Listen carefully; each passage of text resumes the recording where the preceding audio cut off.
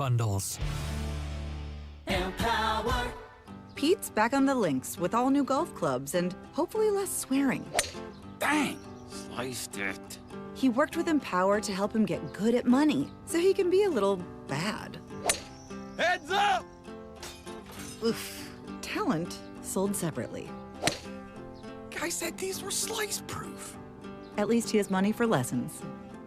Invest well, live a little. Start today at empower.com.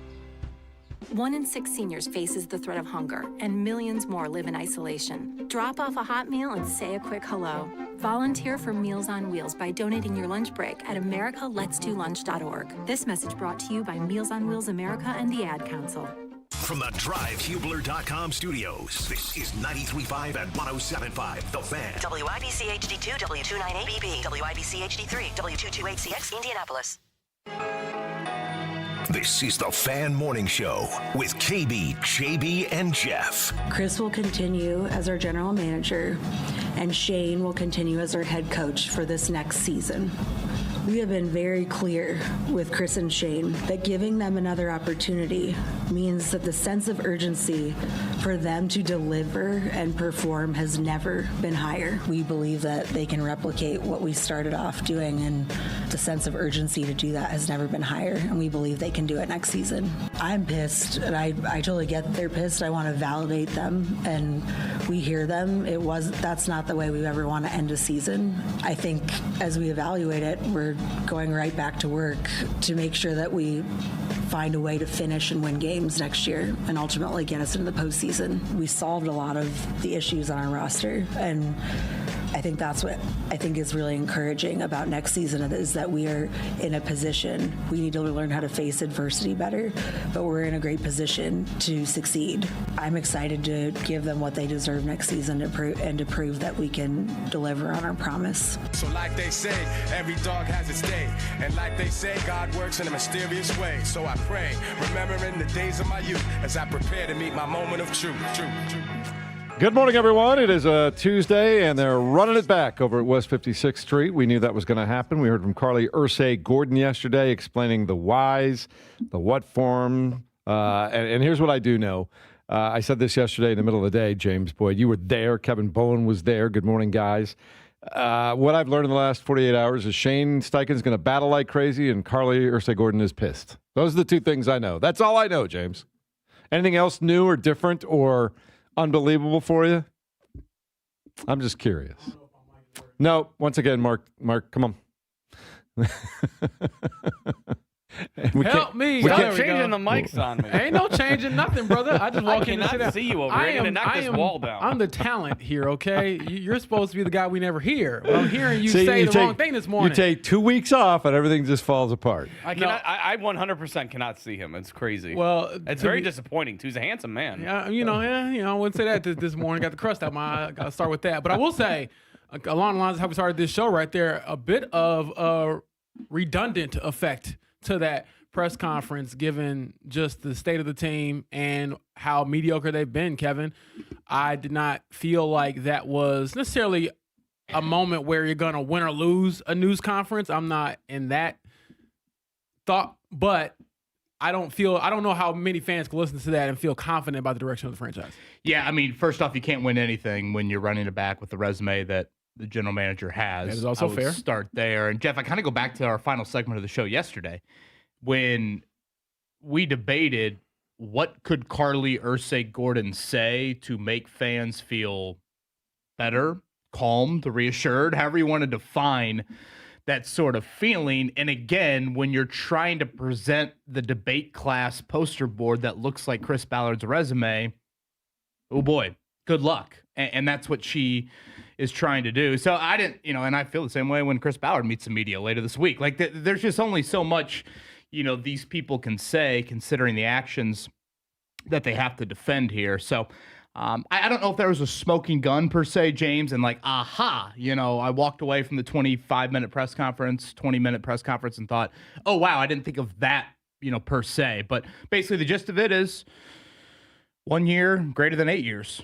We debated that quite a bit. What is the evaluation? Is it the 1 year resume or is it the totality of the resume, and the resume is 1 year. And I guess if you want to boil the 1 year down, it's more 2 months. I was going to argue that too, yeah. So basically, it's one half versus one good half versus one bad half. Right. So they're running it back because of the first 2 months of the season. The Sauce Gardner trade was a component in running it back, and the urgency's high. I know she didn't, hit the words that are as black and white as playoffs or bust, but I do get the impression that that is the demand. Of course, that is met with me saying I would argue the urgency should have been high entering last season. So let me ask you guys this, and I'll let you go first, Kevin, and then you answer too, James. When you hear the urgency has never been higher, and they know that the urgency has never been higher, is she in fact saying, without saying it, that Chris Ballard and Shane Steichen are on the clock? Yeah, I think she is. James asked specifically about the contract extension, or would there be one for Chris Ballard? Can I explain that real quick? Yeah. I got some responses that are like, "Why would you ask such a dumb question?" I understand. It was on my list of questions, so thank you for asking it. Yeah, it sounds insane. Like, why am I asking about this guy getting a contract extension when he hasn't really produced through the first 9 years? But the reason why I was asking that is because rarely do GMs go into the final year of their contract. For those who are not familiar with how the process usually works, you usually get an extension. And I believe this will be the first year that Chris Ballard goes into the final year of his contract. So getting that kind of out in the open with her saying, we haven't discussed that, signals to me that at least right now he is in a hotter seat than ever before. Now, I know that might sound kind of crazy given that he's had 9 lives, now has a 10th life, but that was some of the context there of why I even asked that question, because no, I don't think he's deserving of a contract extension. However, if you're saying you believe in him, then I just wanted to know, how much do you believe in him? And usually contract extensions will tell you that. Yeah, Jeff, I would argue the urgency of, I guess, take all the numbers we've thrown at you over the last whatever X amount of weeks and just take them down by 1. Right now, again, it's 11 years without a division title, 8 without a playoff win, 5 without a playoff appearance. So last year, those numbers were what, 10, 7, and 4? 10 years without a division title, 7 years without a playoff win, 4 years without a playoff appearance. I would argue the urgency should have been pretty damn high last year. I like the 0-1-2 counting method, too. You can remind people of that, James. Yeah, 0 AFC South titles, 1 playoff win, 2 playoff appearances in Chris Ballard's era. And one question I do have exiting yesterday, and again, maybe it's more of a Ballard-related question for later in the week, but is there a plan or is there just urgency being stressed? Last year, there was, I think, a pretty specific plan, and it seems like once Chris Ballard changed his ways in March, that was the start of ownership being happy. And certainly the first 2 months of the season played out in the manner that they did. But once Ballard did that, once he executed the Sauce Gardner trade, this was always going to be a 2026 thing for Chris Ballard. I think you could have made this call on Halloween, frankly, like no matter what happens. I mean, the final 2 months of the season obviously couldn't have gone worse from a win-loss standpoint. So that would kind of be my question now moving forward is, okay, is there anything more that needs to change now in 2026? I don't think we sit here and expect overwhelming staff changes. I don't know if we expect overwhelming roster changes. Maybe there's a couple on the defensive side of the ball. Maybe he parts ways with a veteran or two. But when you don't have a first-round pick, seemingly a huge chunk of your open cap space will go to Alec Pierce and Daniel Jones in some form or fashion. I don't know what necessarily the plan will be different. I just know that she said the urgency will be higher, probably a dozen times yesterday. Yeah. The one thing I do know is Shane Steichen has a huge hole, 2 of them, a couple actually, in his resume. And maybe the biggest one, you talk about quarterback, but defensive end. At some point this year, does he go the one thing I really like that he did on the defensive line over all these years is make that trade with a first rounder. I think it was the 14th overall pick for DeForest Buckner. That was a guy that's already shown that he's successful in the NFL, is a force, is a wrecking ball. Does Chris Ballard give up on trying to identify those guys in the draft and just go find a guy that might be a free agent at this point in time? Well, you don't have your first round pick. I'm just saying, as a free agent, do you try it? Well, again, where is that money? You know, I think a big chunk of that has to go to Daniel Jones and Alec Pierce. Yeah, and we're not even Well, getting then you haven't done anything to address. I get that. Well, and no. it should be those guys. But at some point, you're going to have to address your defensive end. And he can't draft one to save his life. Well, here's the thing, Jeff. He has addressed it. It just hasn't worked. And Again, that's the problem. He cannot identify it. When you look at how he's built the roster, I get what you're saying about going out. He spent the money. They have gone out and got free agents, and they have invested first-round picks. And, Kevin, you would know this better off the top of your head than I do, but just how much they've invested in that front seven, particularly that front four, that hasn't been a great return on investment outside of DeForest Buckner and Grover Stewart when you're talking about year in and year out consistency during the Chris Ballard era. One more thing I will add, and I know we can get into this throughout the show. By the way, Rick Carlisle a little later this morning, 9:30 here on this Tuesday morning as the Pacers try to end their longest losing streak in franchise history. I don't know, and James, you can speak to this certainly, but outside of the Jeff Saturday press conference, that infamous Monday night, I don't know the last time, and I'm trying to go back well before the Jeff Saturday press conference. I don't know the last time I've seen the amount of maybe just kind of pure venom that I saw from the fan base in reacting to yesterday. In just the, and I'm talking even people that, and I know it's a little bit of a straw poll, but like even the people I'm used to seeing a little bit more optimistic and a little bit more open-minded. And I think a lot of it is probably rooted in just the resume, which we've gone over endlessly, but that was a lot of, oh man, that's a disaster. There's no hope. Sell the team. You know, all of it. Like I heard all of that pretty consistently, really throughout. So yeah, I think it's a really rough time, frankly, for the franchise. And I'll go back to what I said to lead off the show. I don't know if there's really any words that Carlie Irsay-Gordon could have said yesterday that would have been different. And she's not going to be, from a public speaking standpoint, this is not going to be some demonstrative, you know, I'm going to fly off the seat of my pants and I'm going to, you know, fire and brimstone. If you want to watch like acting, if you want to call it that, Chris Ballard will play the Michael Jordan acting role much better than Carlie Irsay-Gordon will in front of a camera. So I just, that was interesting to me, just the amount of it. I don't know if what I expected maybe going into it, but I thought that was pretty abundant, at least from my mentions, people reaching out yesterday. Well, I'll throw this out there real quick. I agree with pretty much everything you said, with the exclusion of every Chris Ballard press conference that we go to. Those are usually pretty venomous. And I can attest to that. Last year at this time, before the season started in August, the apathy whenever he speaks, because, I mean, not to be disrespectful towards him, but what is he going to say has been any different than what he said in the past? Granted, he could say we went all in and we made some trades and big money free agent signings, all of those things, which, to his credit, he did change his stripes for this season. But obviously, people are looking at the entire resume. Well, we're looking at the entire resume, but that did not outweigh the 1 year that he went all in the 2 months that Carlie Irsay-Gordon believes this team can reclaim and push through with in 2026. Yeah, I'll add this. I thought last year, the Ballard into the season presser, obviously there's plenty of venom, to use the word that I used, towards him. But within all of that, there was, I need to change my ways. I need to do things differently. Whereas you listened to yesterday, and again, it was more of urgency, less plan. That's kind of what I walked away with.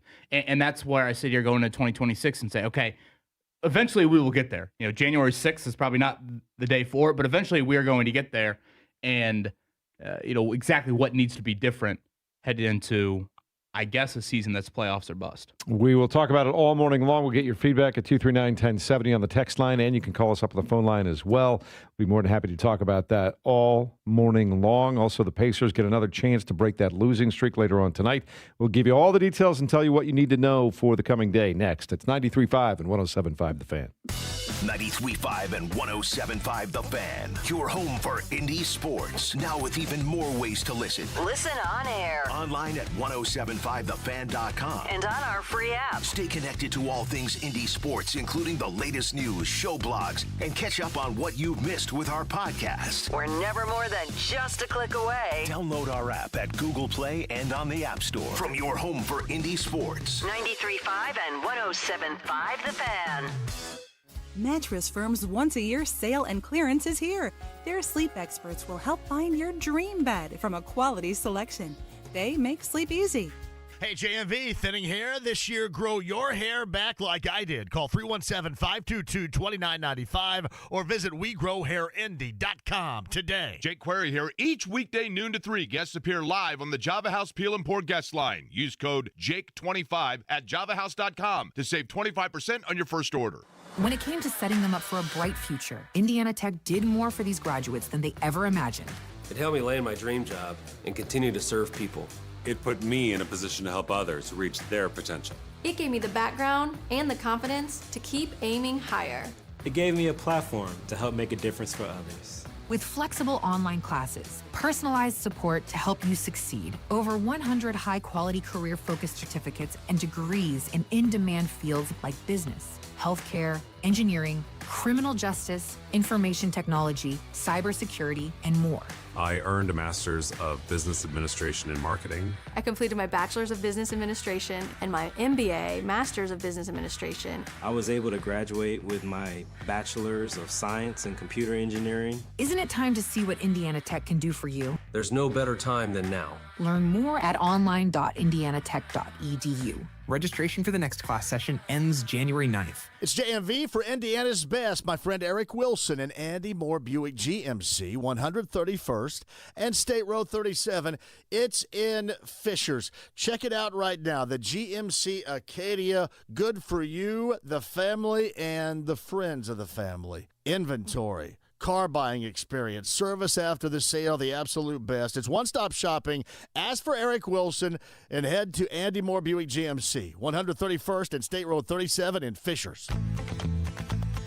Bowling, bowling, bowling, keep them balls a-rolling. Bowling, bowling, bowling, Royal Pin. Looking for fun the whole family will love? Head to Royal Pin Entertainment, Indy's home for non-stop fun. Bowl your heart out with family and friends on the modern lanes. Challenge your friends to an epic battle of laser tag or a more casual round of mini golf. Dive into the expansive arcade filled with classic and cutting-edge games. Royal Pin has something for everyone. Kids stay entertained, parents kick back in style, and everyone leaves smiling. With multiple locations around Indianapolis, your next family night out is closer than you think. Plan your visit at royalpin.com. Set 'em up, knock 'em down, send them flying, spinning round. Royal Pin Entertainment, where Indy comes to play. Royal Pin, bowling, bowling. Royal Pin, bowling. Hey, this is Spencer Thompson at Thompson Furniture and Mattress in Columbus. Here are just a few hot buys going on in January. Lift chairs starting at $5.99. Lazy Boy recliners starting at $4.99. Queen Tempur-Pedic mattresses, $71 per month. Smith Brothers sofas, $18.99. Up to 25% off all outdoor furniture.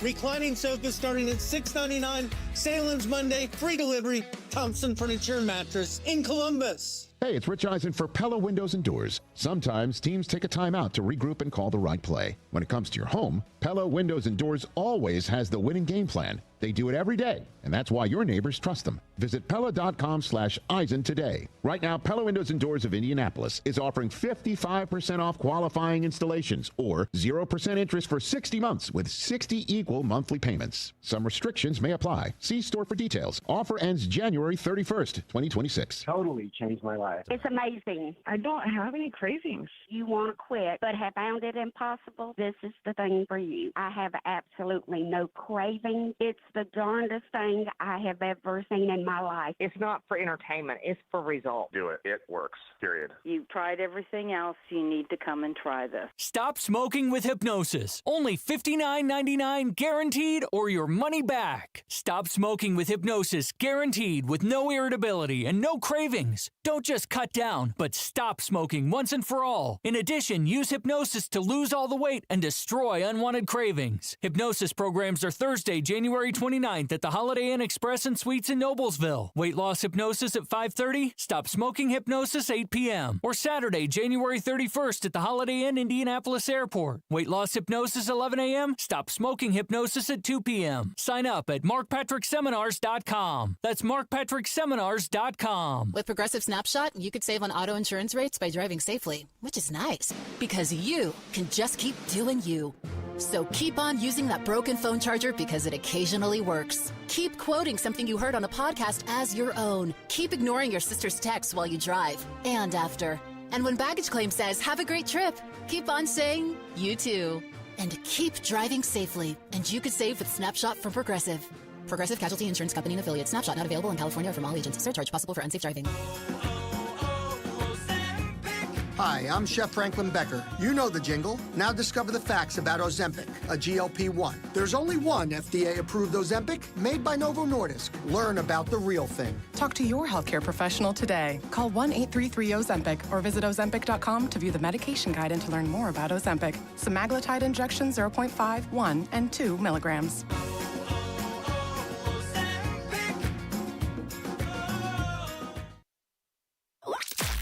The Morning Checkdown on 93.5 and 107.5 The Fan. Hope your Tuesday's off to a good start. It was kind of nice out yesterday, James. Yes, indeed. It's like in the mid-50s. Yes, it looks like it's going to get to be about 51 degrees again today, so enjoy all of that. Spring's around the corner.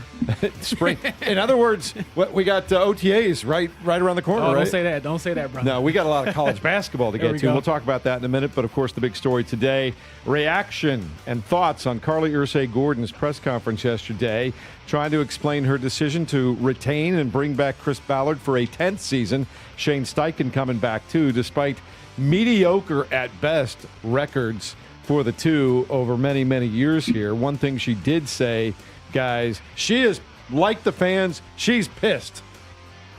Yeah. She's pissed. And Kevin, I don't know how you feel about it, but I feel like most of the fans would say not enough. She believes, Kevin, if I understand this right, that they can replicate the fast start that they had at the beginning of this past season. Correct, yes. If you want the answer on why is she running it back, I think to boil it down simply, she is looking at the first 2 months of the season and believes that success was overwhelming and got derailed due to injuries, and they can replicate that. So, yes, that is probably the simplest way to put it on why she's doing this for a 10th and a 4th straight year for Ballard and Steichen. Do we hear from Ballard or Steichen at any point in the next week or two, or do we expect them to just kind of ride quietly off into the sunset and return at OTAs? Well, Ballard should be sometime this week, either I would think tomorrow or Thursday, because Lord knows if you try to speak on a Friday when IU is playing, we'll have some problems. But other than that, I think that he's definitely going to talk this week. And then for Shane, I'm not sure when we speak to him again. He did speak yesterday during exit meetings. Friday would be the ultimate news dump to do that. Yeah.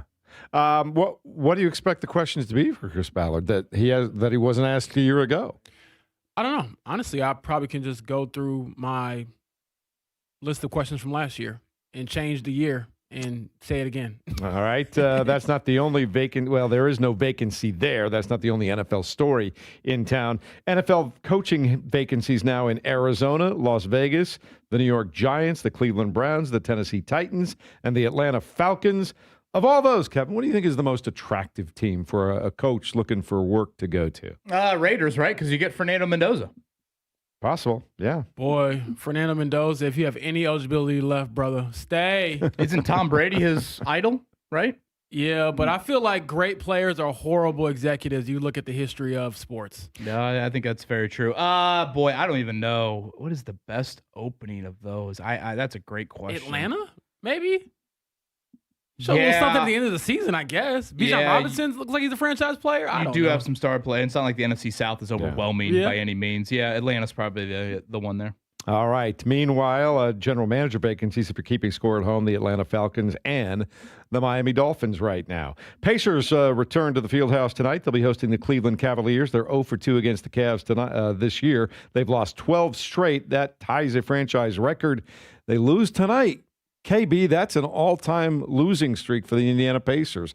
This is less than 6 months removed from an appearance in Game 7 of the NBA Finals. Yeah, it's been an awful run here, certainly as of late. They will get the benefit of no Donovan Mitchell tonight. He is out for this game. Again, Benedict Mathurin, that thumb injury, expected to miss some time here. So part of me looks at Charlotte on Thursday and thinks, is that when this ends? But yeah, we're now, a little bit of a month away from the trade deadline. So those questions start to get really, really real for this franchise. And James, it's a good thing Donovan Mitchell is out tonight. In the first 2 games against the Pacers, he had a combined 75 points against the blue and gold. He's one of the best scorers I've seen in person. I know there's a lot of players who can fill it up, but he is one of the premier bucket getters in the NBA.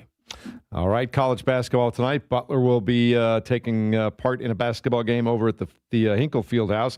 They'll be taking on St. John's at 7 o'clock. That's a 6:30 airtime on Hot 92.7. The Bulldogs are 10-5 overall. KB just 1-3 in Big East Conference play. The promising start so far hasn't panned out in the conference yet. Yeah, they need a win. St. John's has not had as good of a start as I think anyone would have thought, given the investments they made this offseason. But this is a very important game just to, again, protect home court, resume-wise, all of it. They're a 4.5-point underdog. I believe we've got a 4-pack to give away. Should we do that right here? Yeah. Mark Dykton, some fast fingers, 317-239-1070. We'll give a 4-pack again. That is tonight inside of Hinkle Fieldhouse. Rick Pitino and company, 7 o'clock tip for Butler. See, he likes to torture you, Mark, by making you pick up the phone all those times instead of having people text in. I'm on board with that. People are driving. I don't know. Texting and driving is not something that we necessarily want. I agree, Kevin. Just pull over and make a phone call. Either way. But anyway, 239-1070 if you want to go see that basketball game. Also, college basketball, the latest top 25 rankings released yesterday. Purdue checks in at number 5. They just kind of been quietly doing their thing during the holiday season, and now they get ready to go back later this week into full-on conference play. Yeah, I feel like I'm usually locked in more with them at this point in the year, but given what IU has done on the football side of things, I'll have to keep pushing Purdue to the back burner for now. And you'll have some thoughts on Micah Shrewsbury later on today, you promised yesterday, over at Notre Dame. I will. His eyes lit up. Did you see that? I was about to say, I will. If Lord have mercy, I hope you aren't an official. All right. Anything else you guys want to throw in before we head on to break and start talking more about the Colts and what their future looks like? I think one more day before the travel for Indiana down to Hotlanta practice last night. Enjoyed the combo with Scott Dolson yesterday. You can find that up on our podcast. I don't know if people necessarily care about this stuff, but I do think it matters to a degree when it comes to the landscape of college athletics. The Rose Bowl rating from yesterday was a very eye-popping number from a TV viewing standpoint. 23.9 million watched Indiana and Alabama. I thought I saw that number was 8 million higher than Game 7 of the NBA Finals.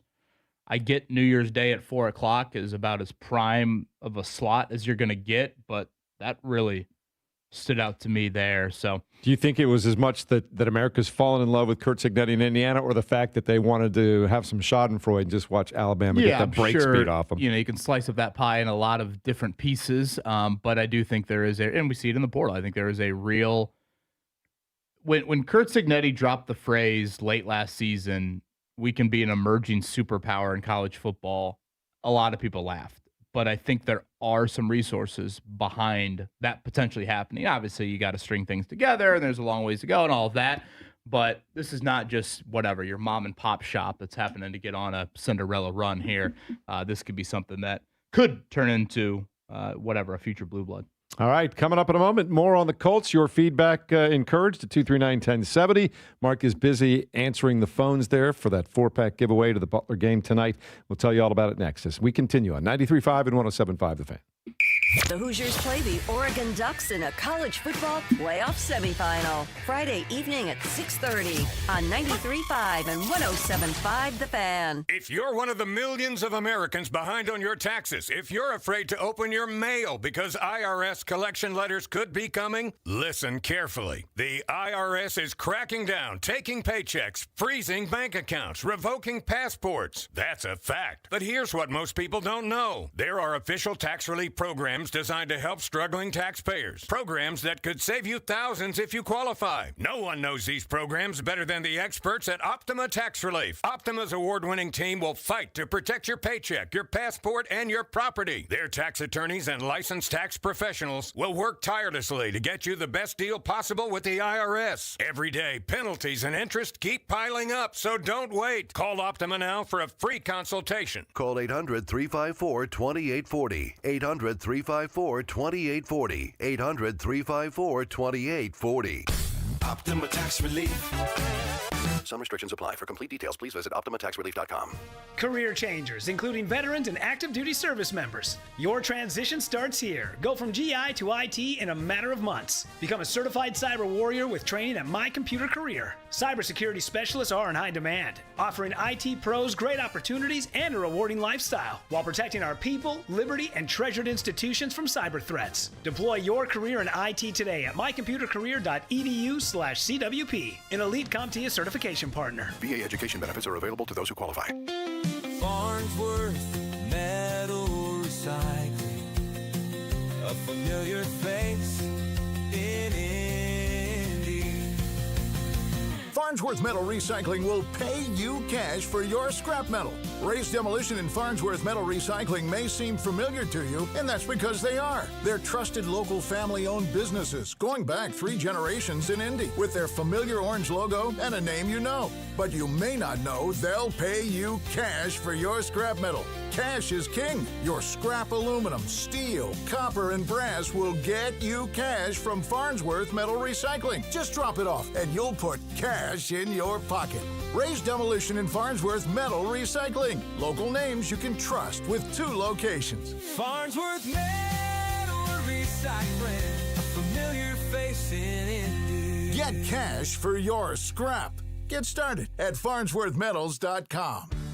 107.5 The Fan and Franciscan Health present Good for the Heart Fridays. Listen to Jake Query every Friday to hear a heartwarming story from our local community. Jake knows firsthand the importance of heart health. Jake and The Fan have teamed up with Franciscan Health to make a difference, one beat at a time. Good for the Heart Fridays, brought to you by Franciscan Health Heart Center. Learn proactive measures to keep your heart healthy and schedule your heart scan at franciscanhealth.org/screening bundles. Do you have trouble getting in and out of the bathtub? Are you afraid you'll slip and fall entering or exiting a tub? SafeStep walk-in tubs can transform your bathtub from an area of concern to a calming refuge. Call them today at 1-800-731-4558 and save $1,600. SafeStep walk-in tubs and showers are proudly made in Tennessee and offer an ultra-low step-in, avoiding that difficult climb over a traditional bathtub wall. They also offer a variety of therapeutic benefits that may help soothe your aching muscles and joints, increasing your mobility, boosting your energy, and improving your sleep. SafeStep walk-in tubs are designed to easily fit your existing tub space and are often installed in as little as 1 day. Just dial 1-800-731-4558 today to save $1,600 and receive a free shower package. That's 1-800-731-4558 for a free no-obligation consultation and to save $1,600. Safe Step walk-in tubs. Safety never felt so good.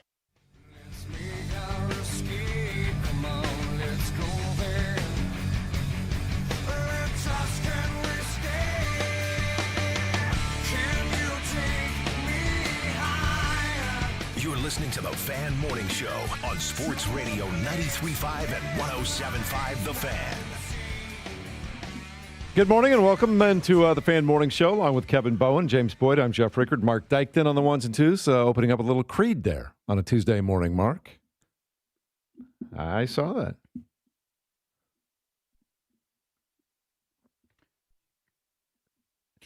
You ever seen the movie How High? When I kept going through the transcript of A Higher Sense of Urgency, I thought of that movie and I was thinking, boy, Maybe need some of that to get off the, lay off the edge here a little bit when it comes to the frustration of the franchise. Right? Could you do like week 1 halftime shows and bring in Creed? There you go. Sure. You could petition the NFL for that. All right. Go for it. Mark, that's a new assignment for you. We got that going on for 2026. Yeah. This is interesting, too, because we know that Chris Ballard's coming back. We know that Shane Steichen's coming back. What about the rest of the staff, Kevin? We got a text from Tom wondering, don't you guys think that whoever the DL coach is, he should be let go? A lot of draft capital spent on DL with little or no results. Pace should be let go. Latu has improved, but he was the best defensive player but was he the best defensive player in the 2024 draft? What do you think is likely to happen with the staff during this offseason? Do they largely remain intact? Yeah, so Charlie Partridge, the defensive line coach, is a longtime college coach. He is heading back to the college ranks. He actually has a relationship with Notre Dame defensive coordinator Chris Ash. That's where he's going. Now, again, Partridge has been here for 2 years, so I don't want to act like what I would call rather annual lacks of return on investment from your defensive line is strictly due to him.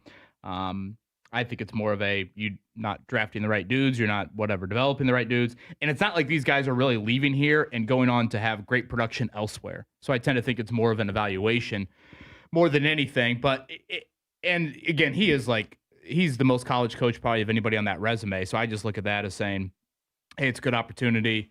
There's a connection, not necessarily maybe he's running from the inevitable fire if you want to slice it up like that. Yeah, I mean, outside of Lou Anarumo potentially getting a head coaching job, I see Tennessee has requested to interview him.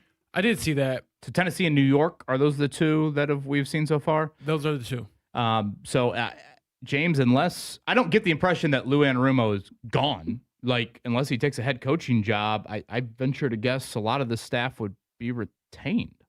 I would think so too, because this sticks with what you believed you built in the 2025 season. Why would you break up your staff? Why would you change your staff drastically if the indication you get to that, I give her credit because her father certainly did not stick to any notes, and we would have got some UFO references or something yesterday. A little we might still be wrapping it up. Yeah, too. She did make actually she had made a pretty funny joke about I can only imagine what my dad will be tweeting or telling you all. So that was one thing. Number two, I think she really tried to empathize with the fans and not dismiss them. I thought Kevin asked us a good question to her about apathetic fans, because as much as we want to talk about team building and the decisions that GMs make and coaches make and players, how they perform, we do know that sports, the bedrock of it is the fans. If they don't care, then what is the point in having a team in this city? And the further you get away from that, makes it easier to become apathetic. And I thought, Kevin, you made a great point. I actually woke up Sunday morning in Houston, scrolling through the Twitter sphere, and I saw the post you made about it being the 11-year anniversary of their last home playoff game. And here I am getting ready to go to a game where essentially, from a writer's perspective, it meant nothing. For those of you who follow me or keep up with my work, I hit publish on my end of season story as soon as the game ended. That was written on the plane over there. It wasn't written, you know what I mean, during the game. The game was inconsequential. It was inconsequential. I mean, I had a couple of lines on Riley Leonard at the end of the game, and that was it, because it was so much of a big picture. So that, to me, really encapsulates how big of a drop-off we've seen with a very good, once proud franchise in this league. Shout out to Boom Heron. 10 catches in that home playoff game, the last one for the Colts 11 years ago. Sunday. Yeah, a couple things from Carlie from yesterday. I think one thing we legitimately learned is she was a fan of Chris Ballard's change in aggression, particularly in free agency, and I think the Sauce Gardner trade as well. You think that saved his job? Yes, I do. Yeah, to put it simply. Obviously going 8-2 I think helps, but I think a different approach. Now, again, this obviously pops into the other side of my brain of okay, then why wasn't this stressed and or demanded in earlier years? I think that's a very, relevant thought there. But, I think that's one maybe just to kind of put in the back of your mind if and when there is a future GM here under the ownership of Carlie Irsay-Gordon, you would assume that, being a little bit more active in free agency would be something that she's a fan of. And then, James, what did you make of the question and the answer of, are they tied at the hip? Because when she told you, ask me that next year or something along those lines, or that's a question that can be I believe reapproached? I believe the quote was, ask me that question on this day next year. Which, boy, like when I heard that answer, I wanted like the dun-dun-dun-dun music. Like I thought that was such an eerie thing to say. Well, and maybe I think it gets back to me wondering if kind of all what she said yesterday was letting those two guys know that they are on the clock. And maybe... Can you read it that way?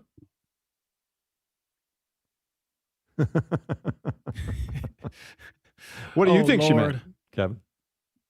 Well, to answer Kevin's question, I look at it like this. When you hear that response to your question, Kevin, about are they tied at the hip, and I believe I or someone else asked about the contract, and she says, well, we haven't talked about that. It's always funny talking about this. We is such a unique word when it's a one-sided decision. Like, James Boyd would love to stay at the Athletic and 107.5 The Fan, but it's a two-way street. So I'm not deciding if I stay here. You know what I mean? Like, I'm not deciding how long I will be of service. I would give myself a lifetime contract to make a lot of money and be a general manager in the NFL if I were in those shoes. So I interpreted that as like, I haven't decided that yet when it comes to the GM who is now going into his 10th season. So those two things combined were, to me, a little bit, I don't want to say newsworthy because there's not something you can necessarily glean from that to like make it a headline, but I kind of put that in the back of my mind like, those two things are worth revisiting if we see changes down the line. But granted, that's going to be at minimum a year from now.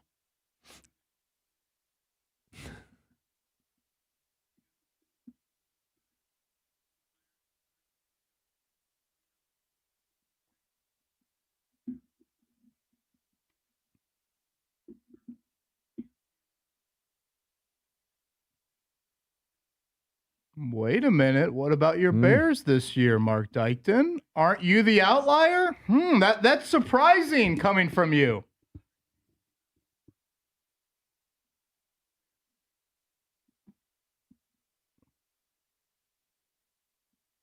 Well, one quick thing I'll say about Mark's Bears, they also had the number 1 pick. So, like, that changes a lot of the equation when it comes to, GM changes, coaches changes, whatever. Caleb Williams is a very good football player, so that probably helped a lot of people kind of figure it out over there.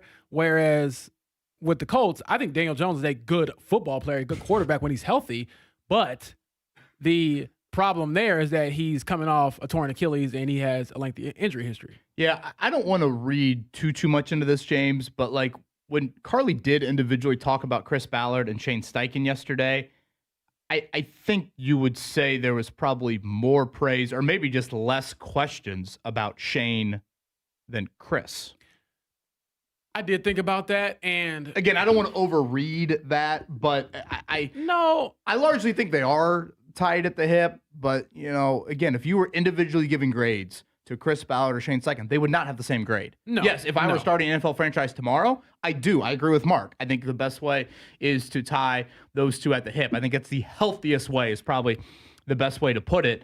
But, I mean, when you're hired 6 years differently, 6 years in the NFL, that's eons. Yeah, that is true. I think, whatever, offering individual grades for them, I guess. Like 6 years ago, I think Tyreek Hill was still a Kansas City Chief.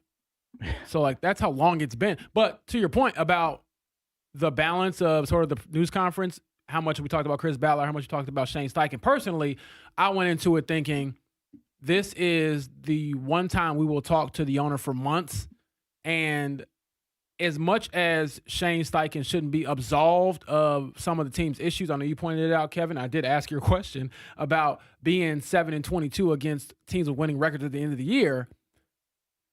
He, to me, isn't atop the list of problems, quote unquote, for the Colts. A lot of those problems either are Chris Ballard or tied to Chris Ballard. So that's why I personally was like, man, I only get so many shots at the rim here. Let me try to shoot some shots and get some answers about the guy in charge of fixing this more than anybody else, which, again, for the 10th year is Chris Ballard. It's interesting, too. George wants to know, going into next season, based on what we saw this past Sunday, Do you think the coaching staff has more trust in the upside of Riley Leonard or Anthony Richardson, given the fact that he's had his opportunities already? It almost feels like Anthony Richardson is done playing for the Colts, I would right? be at this point. I think I would be surprised if Anthony Richardson was a Colt in September. So yes, to answer that question, I would say Riley Leonard. James, I know we didn't really hit on in the first hour yesterday before you exited. But what did you think of Riley Leonard on Sunday? I thought he was pretty good. And I thought he showed a lot more than even in the Jacksonville game. Now, granted, he also had a full week of practice to prepare. But he had a roller coaster kind of day. I don't want to give him, say it's like a perfect performance. But took the throws that were there, showed off some arm strength, I thought, some athleticism, ability to extend plays, and looked poised out there. I walked away from that game thinking, okay, if they get in a bind early next season, coming into next season, or if Daniel Jones, unfortunately for him, gets dinged up like he has in the past and he misses a couple games, this guy could help you get over the hump for a period. I'm not saying he could be a franchise quarterback. I'm not saying he's Tom Brady, although many were telling me that after the first touchdown pass Sunday, and I was thinking, you know what? That's one way to start your career, young man. Mm-hmm. But that was my biggest takeaway. And then hearing him talk yesterday, he even said, the game has slowed down so much for me because I was able to sit, watch, learn. And this, to me, was always sort of the maturation process for him anyway, versus, again, I was on record saying they should have started him before going to Phillip Rivers. But even then, that still was going to be kind of a not ideal way to do his development. I think kind of easing him into a game that, it means something, means nothing. It meant a lot for him, and that was good. Yeah, I thought the thing that stood out to me was his success was largely the aspect of his game that I think many would say is the biggest question mark entering the NFL. Like, his success was throwing the ball down the field against that starting defense. And I'm not just talking about the deep ball to Alec Pierce. I mean, obviously, the 66-yarder early in the game was a huge, huge play. But I just mean some of the second, kind of third-level throws from the pocket. This was not – like, Riley Leonard can make plays with his legs. We saw that on Sunday. But I don't think that was 80% of his game on Sunday. No. It was a part of his game, but it was a complementary part to his game. He had – a more successful day than not, largely because of his ability to throw it, which, again, that to me is the question. Obviously, ball security within the pocket, all that, those are things that he's there was like a drop pick by the Houston defensive back. Sure. Boy, and I was thinking to myself, that is exactly why you on defense. Do you think every defensive back was just a wide receiver who couldn't catch growing up? Boy, that was tough to watch. Like, he was kind of stumbling going back. I'm like, I don't see this ending well. Like, it kind of looked like one of those people at halftime that field the punt from the old I feel like pass kick. I just fear for that from my future children, where it's like, boy, if I'm watching practice and the coach goes, your eyes in the right spot, but you got bricks for hands, we're going to need you to go over there. I'm like, well, got it from your daddy. Yeah. You guys were talking about the fact that Shane's not atop the list of problems for the Colts. Ed wants to know, though, he seems to think that that Shane Steichen gets a pass from us. Coached them to 7 straight losses. You talked about the 7-22 record. Does he get a little bit of a pass because people are so focused on Chris Ballard? Well, optically, yes. I do think he gets a pass from that perspective when we're talking about speaking to Carlie Irsay-Gordon. I'm sorry, but I'm not going to waste 5 questions on Shane Steichen when I can use 5 of them on Chris Ballard. That just isn't going to happen. But I will say, when you look at the totality of everything, if we had an hour to sit with her, he certainly wouldn't be far from the top. I think it's definitely Chris Ballard in a gap, and then Shane Steichen and other people involved with the franchise. So I don't want to make it seem like he doesn't matter or he's been this flawless coach who has this impeccable resume and shouldn't be touched. He shouldn't feel safe either. But my point is, I think you have to start with Chris Ballard before you trickle down to everything else. Yeah, and one thing that a couple of texters are pointing out, too, the season had started to go sideways even before Daniel Jones got hurt. Jim D pointing out that he thought the season was over after the Steelers had the blueprint on how to beat the Colts. I know they had that great start, but again, I kind of agree with Jim in that after that Steelers game, it kind of felt like the gig was up a little bit for the Colts. I can't go that far. You got a big-time win overseas, beating Atlanta to go to 8-2, and then after the bye week, your quarterback comes back with a broken leg. Now, I believe that injury perhaps happened in the Falcons game or earlier in the season. I don't want to make it seem like he got hurt over the bye week or nothing like that. That didn't happen. He got hurt in a game, but after that, I think is when you saw him change a lot. So I can't sit here and say that this team was already going to collapse no matter, the circumstances that occurred. They were sliding a bit for sure. They were regressing a bit for sure. But to me, that was always going to happen because they were operating at such a crazy level offensively early in the season. I mean, if you think about it, I looked this up, Kevin. Through their first 10 games, when they went 8-2, they were averaging 3.17 points per drive. So that meant if they got a field goal, they were lowering their average. That was the fourth highest average this century.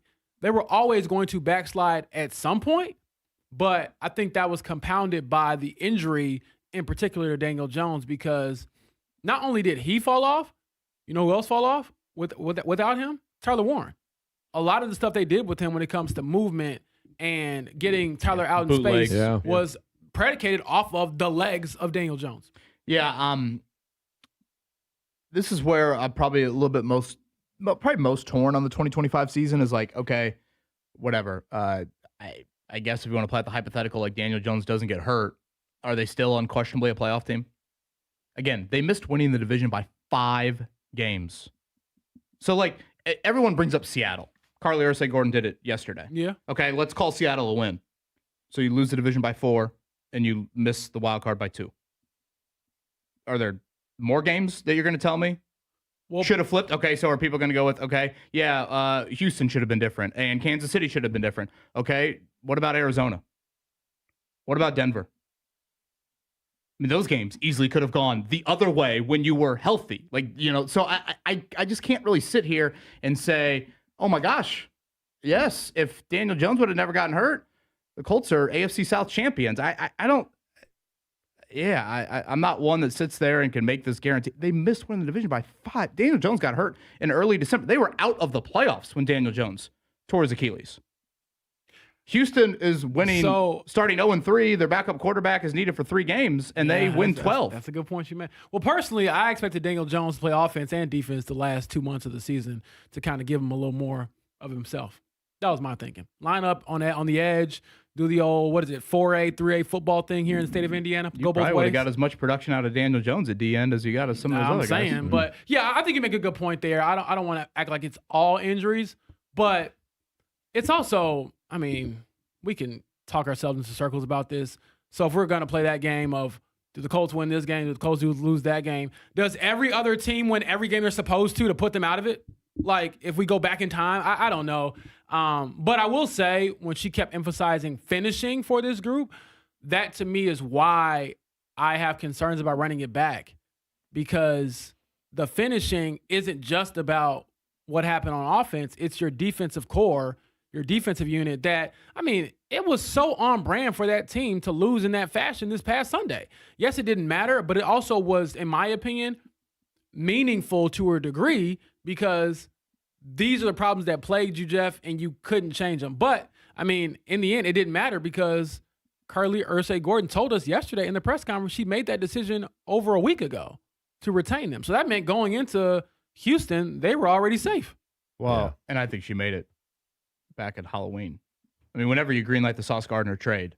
Absolutely. I was just using her words just to be clear. Yeah, but the Gardner trade, as soon as that happened, you're like, there's no way. She did admit yesterday that was a component of retaining everyone. So that, I think, coupled with obviously the first 2 months of the season, all of that. Yeah, I think there's so much going into this. When you step back and look at it from 10,000 feet, it was an incredibly emotional year for all 3 of those sisters. They lost their dad.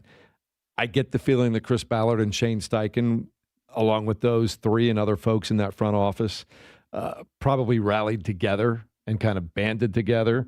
And then the season gets off to a great start. Carlie Irsay is all in on the new and improved aggressive Chris Ballard. She says, yes, make that deal. She says, go get the stuff that we got before the beginning of the year. I think her fingerprints are all over all the changes that happened. And at the end of the day, she probably feels like, you know what? We've all been through a lot together this year. I signed off on everything you guys wanted to do. I can't hold you solely accountable at this point in time. And I was encouraged by the 7-1 start. I think you put all those things together, and she's like, I'm going to run it back for one more year. James, I do want to get to Travaris Ward, maybe coming up in the 8 o'clock hour. You guys were chatting with him yesterday as we were closing out the show, and so we were kind of relaying some of the tweets that you had. Boy, I don't know the last time I've seen a Colts player that candid, and I got the vibe, and again, all I'm doing is watching your videos, but I got the vibe that there should be some serious questions about that dude playing football in 2026 and beyond. I think he would even say he has some serious questions he has to answer for himself. We can get into all of that on the other side of this break. But, yeah, that's why I put the videos out there, because I was thinking to myself, whoa, people need to see the tone or see the way he said these things, hear the tone of his voice and the seriousness of it, and also kind of the levity he talked about it with. The man mentioned, I've made a lot of money. I've been to the Super Bowl. I've done everything I wanted to do in my career as an undrafted free agent. So part of that, I think, is the equation when it comes to playing football again. And shout out to him for being very candid about the serious nature of concussions, brain injuries, because most football players don't talk like that. And I wouldn't expect them to. But he doesn't have to offer that sort of vulnerability as a dude who, again, has already done a lot of things and could be viewed by some people as soft or whatever. Like, nah, he's not soft. I think he's actually pretty real and pretty strong for even opening up like that. Yeah, and it's most of the time you get like, I don't know, I'll think about it for the next couple of weeks and get back to you guys. Yeah, he said he has to make a decision ASAP. I don't know what ASAP means, but he did say he doesn't want to hold the team hostage with his decision on whether he wants to play or not. All right, when he said, I'll just maybe tease one thing. When he said something to the effect of the other week, I got whatever, I ran into something or I got hit with something, and that immediately started a headache. That's when I was like, damn. Yeah. Damn. That's scary. That's obviously, first off, his own health. You certainly point to, and everything he's had to go through off the field as well. But he's obviously a critical component to, I would assume, the plan to run it back. So that's a conversation we can get into on the other side. Yeah, based on our text line today, it is a largely unhappy fan base right now. We'll talk more about that, get to some of those things, and talk a little bit more about how the Colts build this roster moving forward, given some of the limitations they now have. It's all coming your way next. 93.5, 107.5 The Fan. Do you know what's accepted at 99% of places that take credit cards nationwide? If you guess Discover. Guys and ladies, you made your New Year's resolution to get back in shape, but what happens? You don't see results and you give up. If you want real results in 2026, go now to Synergenex and Low T Center for a free men's TRT test and $200 off the women's hormone test. Book now at GetMyHealthFix.com. Get real about your health this year with Synergenex and Low T Center. For a limited time, the men's TRT test is free, and ladies take $200 off the women's hormone test. Say no to diet trends, questionable online treatments, and deceptive prices from other places. Looking for the best? Synergenex and Low T Center are the leading experts. Meet with a real provider, get real medication, and real results. People across central Indiana are going to Synergenex and Low T Center to change their lives. Walk in or book an appointment at GetMyHealthFix.com. That's GetMyHealthFix.com. Again, GetMyHealthFix.com today. The biggest sale ever in celebration of the new year, courtesy of Zero Res Indy. Zero Resified, it is that time of year. Start your freshest year yet, clean 2025, right out of your home. 3 rooms starting at $119, plus a free hallway. Take 15% off regularly priced services, air ducts, upholstery, area rugs, tile, hardwood, and more. And Lord knows the Bowen family needs it, with plenty of spills on that carpet. Visit ZeroResIndy.com or call 317-388-5141. Tell them the fan sent you. Hey, this is Spencer Thompson at Thompson Furniture and Mattress in Columbus. 2026 marks our 99th year in business, and we are going to make it the best year yet, and we're starting out with a bang. Now through Monday, we guarantee you the lowest price on every sectional, recliner, mattress, sofas, and more, including Lazy Boy and Tempur-Pedic, plus free delivery, interest-free financing, and cash discounts. Hurry, sale ends Monday only at Thompson Furniture and Mattress in Columbus. We Grow Hair Indy. They are the gold standard when it comes to hair restoration. They're ready to help you out today. Up on the northwest side, that would be the Pyramids building number 2. And online, that is WeGrowHairIndy.com.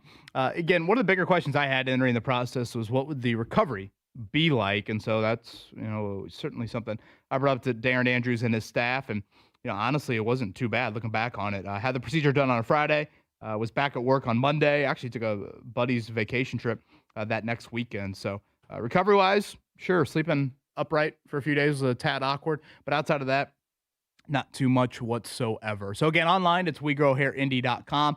And up on the northwest side, building number 2, it is the Pyramids We Grow Hair Indy. Hey, fans! Welcome back to Fansville's Cheers and Tears. Oh. Okay, so like everybody deals with losing, right? To a rival on a last-second field goal. Whatever, it's fine. I'm totally fine. But I cope with losing with an ice-cold Dr. Pepper. Those 23 flavors are like so delicious. They totally wash away the pain of your college football team taking a big fat L. College football, it's a pepper thing. Oh, could this vintage store be any cuter? Right? And the best part? They accept Discover. Accept Discover? In a little place like this? I don't think so, Jennifer. Oh, yeah, huh? Discover's accepted where I like to shop. Come on, baby, get with the times. Right, so we shouldn't get the parachute pants? These are making a comeback. I think. Discover is accepted at 99% of places that take credit cards nationwide. Based on the February 2025 Nielsen report. From the DriveHubler.com studios, this is 93.5 and 107.5 The Fan. WIBC HD2, HD3, Indianapolis.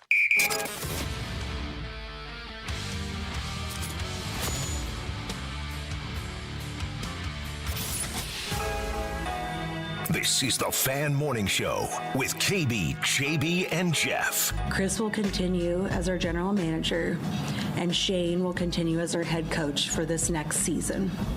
We have been very clear with Chris and Shane that giving them another opportunity means that the sense of urgency for them to deliver and perform has never been higher. We believe that they can replicate what we started off doing, and the sense of urgency to do that has never been higher, and we believe they can do it next season. I'm pissed, and I totally get that they're pissed. I want to validate them, and we hear them. That's not the way we ever want to end a season. I think as we evaluate it, we're going right back to work to make sure that we find a way to finish and win games next year and ultimately get us into the postseason. We solved a lot of the issues on our roster, and I think that's what I think is really encouraging about next season is that we are in a position. We need to learn how to face adversity better, but we're in a great position to succeed. I'm excited to give them what they deserve next season to prove that we can deliver on our promise. So like they say, every dog has its day. And like they say, God works in a mysterious way. So I pray, remembering the days of my youth as I prepare to meet my moment of truth. Good morning. Welcome into a Tuesday. If you're just getting into the car, turning us on this morning, obviously talking a little bit about the press conference held by Carlie Irsay-Gordon yesterday, explaining why Shane Steichen and Chris Ballard are back, and particularly Chris Ballard coming back for a 10th season. And after you talked about it yesterday, it's the one thing I can't unhear, guys. James, the 0-1-2 counting method in 9 years of work, it just speaks volumes. Yes. To what has not taken place. 0 AFC South titles, 1 playoff win, 2 playoff appearances. And your last playoff appearance was in 2020. The world was a little bit different back then. And then your last playoff win was in 2018, when I believe Phillip Rivers was in his penultimate season in, was it LA or San Diego back then? Might have been LA. They played in that shoebox for a year, whatever that soccer stadium was out there. You know, point is, it was a long time ago. Yeah. As great, I want to say this too before we move on. As great as the story was, and it was feel good, and it was incredible to see a 44-year-old come out and do some of the things he did. The one thing that I look back on it now that I think really hamstrung the Colts is teams just decided, great, if Phillip Rivers can beat us, that's fantastic. We're just going to sell out to stop Jonathan Taylor. And the run game just disappeared. Yeah, and I mean, to be fair, the run game was abysmal this past Sunday. Even outside of Rivers throughout the second half of the year. I mean, even when Daniel Jones was playing, if you look back on is it 7 of 8 losses in the year? Or 8 of 9. Is it 8 of 9? Yes. 8 of 9. You look back on it, I think literally the 8 losses, he's under like 3.5 yards per carry every single game. So, again, Phillip Rivers was only quarterbacking you for 3 of those losses. I don't know if this hypothetical maybe is worth pointing out, but I am curious this thought, James, and listening to Carlie Irsay-Gordon yesterday. She, I thought, was pretty adamant that the 8-2 start, the first 2 months of the season, is why she is deciding to run it back. The belief in that happening again, I guess, is why she's running it back. We just brought up a couple games last segment, so let's play this out. Let's say you negatively flip the Denver game and the Arizona game. Let's say you call that loss. Let's say you positively flip Kansas City and Seattle. You call both those games that got away from you late. You call both those wins. So now 8-2 becomes what, 6-4 out of the gate? You think we're still having the same conversation today? No, because I think you're falling out of the contention conversation very quickly. At 8-2, you could sit up there and say, rightfully so, we're the best team in the AFC. You were atop the standings. And you're coming off a massive victory in Berlin where JT looked like he was en route to being MVP of the league. So I do think had you had a couple more losses on the resume and the same sort of things unfold with injuries and not finishing to where you have a 7-10 season versus, I know 8-9 is what they finished as, but my point is how you get to that at the end, I think would have changed the calculation of the overall season, because you couldn't convince yourself at that point that we were great for one half of it. Yeah. What are the two? What's the best win of the season? The Denver win or the Chargers win? Yeah, obviously the Chargers was more convincing. I think the Chargers were really banged up in that game. Yeah, you could probably go either of those. I bring that up because these are the teams that the Colts did beat this year. Miami, looking for a new general manager. Denver, obviously the number one overall seed. Any way you slice it, even the way that they won it, that ends up being a good win. Tennessee, looking for a brand new coach. 5 of their 8 wins are against teams that are looking for a new coach. Right, and that was my point. I was going to go through the list, but you got there quicker, and that says what you're saying. Like how really, when you look at it, how successful was this season really? Well, again, I think if you just balance out the nature to the season, does that lead to Carlie all of a sudden feeling differently? I don't know. Maybe if you start 6-4, are you still doing the Sauce Gardner thing? One leverage call going to change anything in that Denver game? Yeah, leverage call, and obviously, I think the Colts would even admit they benefited from the lack of a call on Trey McBride there in the Arizona game to end that one. That was great defense. Now, shout out to Chris Lamont. How much credit do you give them for in a lot of these losses too? The Pittsburgh game, one score loss. Kansas City, 1 score loss. Houston, 1 score loss. I mean, Seattle, 1 point, 2 point loss. Jacksonville, 1 score loss. Yeah, but that's what they do though. I get it. The Colts always lose close games. Yeah, so I can't look at that one. Shane said something to you guys, James, and you were over there. Credit to the guys. They easily could have fallen down. I thought to myself, man, 7-game losing streak when they were standing up. I'm nervous what falling down would have looked like. Yeah, trying to find, and I get it. It's in your nature as a coach, as a player, to find something you can cling to and say, this is what we showed, this is what we did to try to fight and cratch. And I know people I bring that telling up. me the fight like crazy line, Yeah. but your team folds every single year. And actually, one of the questions I do want to ask Chris Ballard come tomorrow or Thursday whenever he speaks is, did your team get any tougher? Because that was the point of emphasis that he wanted to make going into the 2025 season. And I get all the injuries kind of piled up on you, but were you quite frankly tough enough to just find a way to win? Other teams did. Yeah, and just to be fair to the Colts in that 7-1 start, they did beat up on some of those bad teams, like really beat them up. They beat the hell out of several of those teams. So, I mean, I also think I think the NFL is the weirdest league when you try to go back and nitpick what's a good win versus a bad win. I think that this league is so unique. It's not the NBA where a month into it, you pretty much know who's going to be there at the end. It's just not like that. And so I don't want to discredit any wins and say, well, you didn't win in the right type of fashion. Who cares? You did win those games. James, you chatted with Travaris Ward yesterday for several minutes. Again, just I guess set up the context around him. 3 different concussions this past year. Obviously, the big concussion was the running into Drew Ogletree before that Arizona game. Mooney had said several weeks ago that, symptom-wise, that was excruciating for him. Dizziness, throwing up, debated retirement within that month-long absence that he had. He suffered this latest one. I forget which game it was. Jacksonville, Seattle. I don't know, one of those games late in the season that officially took him out for the rest of the year. It was Jacksonville because he finished the game, but then came in the next day. I believe symptomatically. Yeah. What was maybe one or two things that really stood out from your conversation with him yesterday? Well, the first question I asked him was, "Are you thinking about retirement again?" And he said, "Absolutely." And then went into detail of why. I got a family. I think about my kids. I have made a lot of money. I have supported my family. I've done all the things I could have dreamed of in this game. So I don't think that there's like this yearn for more from him besides the actual love of football. There is no goal he has to go reach. I mean, he started in multiple Super Bowls, won a Super Bowl, as he said, made hella money. And now you have to think about your life outside of it. And I also think, and I wouldn't go there because I don't have the relationship with him. I don't want to go to the depths of that.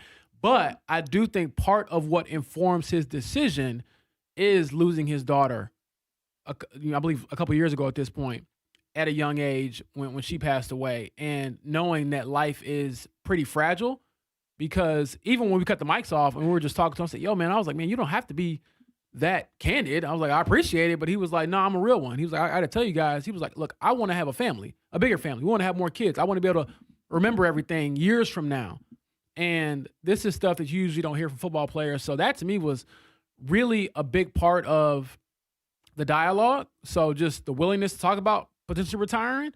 And then the other part of it is just how scary these types of things can be when you think about concussions. Because for me personally, and I won't say I'm like guilty of anything, but when a guy gets concussed in the NFL, I usually will write it down somewhere or make some note of it. And then I'm like, all right, I'll see you in a week or 2 weeks. I don't think about what is your life going to look like 10 years from now. And if you can remember your name and where you parked your car, and will you be the same person just chemically upstairs? So he was very, very candid about all of those factors that will ultimately play into his decision. He did say his dad wants him to retire, but he also said that he has to make the decision for himself and he wants to make it soon. Yeah, he shared this quote with you guys, and I want to read this now. He goes, "I did hit my head a few days ago, and I got a crazy headache. So we'll just see how it goes. I'm not trying to be dealing with migraines and headaches for the rest of my life." When I hear all of that, it just, I find it hard-pressed to project a 2026 Colts team with Javarius Ward on it. You laid it out perfectly there, James. I would add, what is he, 29 years old? Yeah. This is not a third-year undrafted free agent that's trying to get to the second contract. Nah. Like you said, he's made a hell of money, his words. It's a great career. It's a great NFL career. It's a great story. He was undrafted. Correct. He went the JUCO route. Kansas City, then San Francisco. It just, and this gets into, Jeff, a little bit of what we discussed in the 9 o'clock hour yesterday, because the Javarius Ward, these quotes had come out as we were doing the show to close things out. And, this gets into what Carlie Irsay-Gordon said yesterday. Largely, she is banking on run it back. Again, we'll await from Chris Ballard when he speaks later this week exactly if the plan is going to be altered. I don't know how it can be tweaked substantially, but we'll obviously see how the offseason plays out. But as of right now, they are heavily investing on run it back. Well, when you do that, you now are saying, Javarius Ward, you are a critical piece. Okay, that sounds iffy. Okay, DeForest Buckner, you are a critical piece. Okay, that's neck surgery at the age of 31. Has it finally caught up to a guy that's frankly a Greek god when it comes to his physique and playing in the NFL? And then you go to Daniel Jones, the most important position in sports. You have a quarterback that unfortunately has been off injured in his career. Now he's recovering from one of the more serious injuries you can have, and you're asking him to do it in less than a year. And if I could take it one more step further, what do we see from Daniel Jones this year? I'd argue two very different quarterbacks, when he can move and when he could not move. to me, there will be two Daniel Jones questions in 2026. A, is he playing? B, is he moving? Playing is one thing, but he can't just be Phillip Rivers back there. He's got to move. You brought up Tyler Warren earlier. Look at the Tyler Warren numbers when Daniel Jones is healthy versus when he's not. Telling you, yeah. You need his movement ability. You don't win the only game the Colts have won since Halloween was what? Atlanta. Yeah, I was going to say Berlin. And what happened in that game? Daniel Jones's legs won it as much as Jonathan Taylor's legs won it. Was it 3rd and 21? Yeah. Get the 19-yard pickup on the ground from Daniel Jones? 5 first downs off of scrambles. I mean, it's quote Curt Cignetti. Curt Cignetti said it this week about Fernando Mendoza, how big of a weapon it is when your quarterback can just provide a scramble or two. I think Mendoza had 4 or 5 for first downs against Alabama. Yeah. You look at this Oregon D-line, that to me is another piece where the Texas Tech quarterback looked like deer in headlights, and Fernando Mendoza's not that at all. So it just, those 3 players, when we're ranking the most important players for the 2026 Colts, Jones in the Achilles, Buckner in the neck, Mooney and the, I guess, retirement, are all very big headlines with, in my opinion, some serious questions. What would you think about Jonathan Taylor? I know not necessarily injury related, but he didn't crack 100 yards the last 7 games of the year. Yeah, it's a great question, Mark. I think there's a little bit of it's the running back position in the NFL. It's just so hard to sustain, I feel like, at running back. I wish I could be a little bit more in depth in the analysis, and I don't know, maybe I should be with that. But do you forecast him being the workhorse again like he was this year, or do you think they might actually try to help him out and relieve him so he's not taking on as much, carries as he was in the first half of the season? Because I think that kind of hampered his second half. So here's what I'll say about that, Mark. I think you're onto something to a degree, but I also want to be frank when it comes to running backs and their lives in the NFL. The Colts didn't pay him all that money to give him rest. I get it. They want to try to keep him fresh enough, but I would imagine his workload looks the exact same next year, especially given the stakes of what you're putting into next year. And Taylor's on the flip side of the bad injury luck. James, he wasn't on the injury report one day this year. How many starting running backs in the NFL go 17 weeks throughout the season and they don't show up in the injury report one time? Especially given his injury workload, history. Yeah. I'm not saying he missed a practice. He didn't show up on it with anything. I mean, guys show up in the injury report all the time with limited ailments and even full ailments, and he didn't show up there one time. So, yeah, I think that's a good point. So they're running it back, and we know that they still have to address their defensive line somehow. Is it just going to be from round 2 back, Kevin? Is that it? They even look at what might be available out there on the free agent market? Well, money-wise, again, we'll probably get more into this as March creeps closer, but the contracts of Michael Pittman Jr., the contracts of Zaire Franklin, the contracts of Kenny Moore II, those are the 3 that I think stand out to me. If you just look at the sheer decisions they'll have to make, James, there are several defensive linemen that are just purely free agents. So, yes, you have to make decisions there. Kwity Paye, Samson Ebukam, Tyquan Lewis. I think Neville Gallimore might even be a free agent. By the way, I thought Neville Gallimore, I know he's not a household name, even here in Indianapolis, played pretty good football. Yeah. He actually was a positive gain for him that and unit. Adetomiwa Adebawore, I thought, had a really nice backup season. Defensive tackles, they did that thing. Right, but edge, yes. I think the group needs to be revamped. My question is how? How do you go about it? Given the financial I guess situation you're in with Daniel Jones and Alec Pierce, given the lack of draft picks. And well, you just asked Alec Pierce to come back on a team-friendly deal. Yeah. Hey, you've worked your entire life to get this big contract, but wait. I think that $28 million franchise tag will be possibly the mode of operation for Pierce. But, Jeff, I mean, when you say, hey, whatever, just slap a second-round pick on it,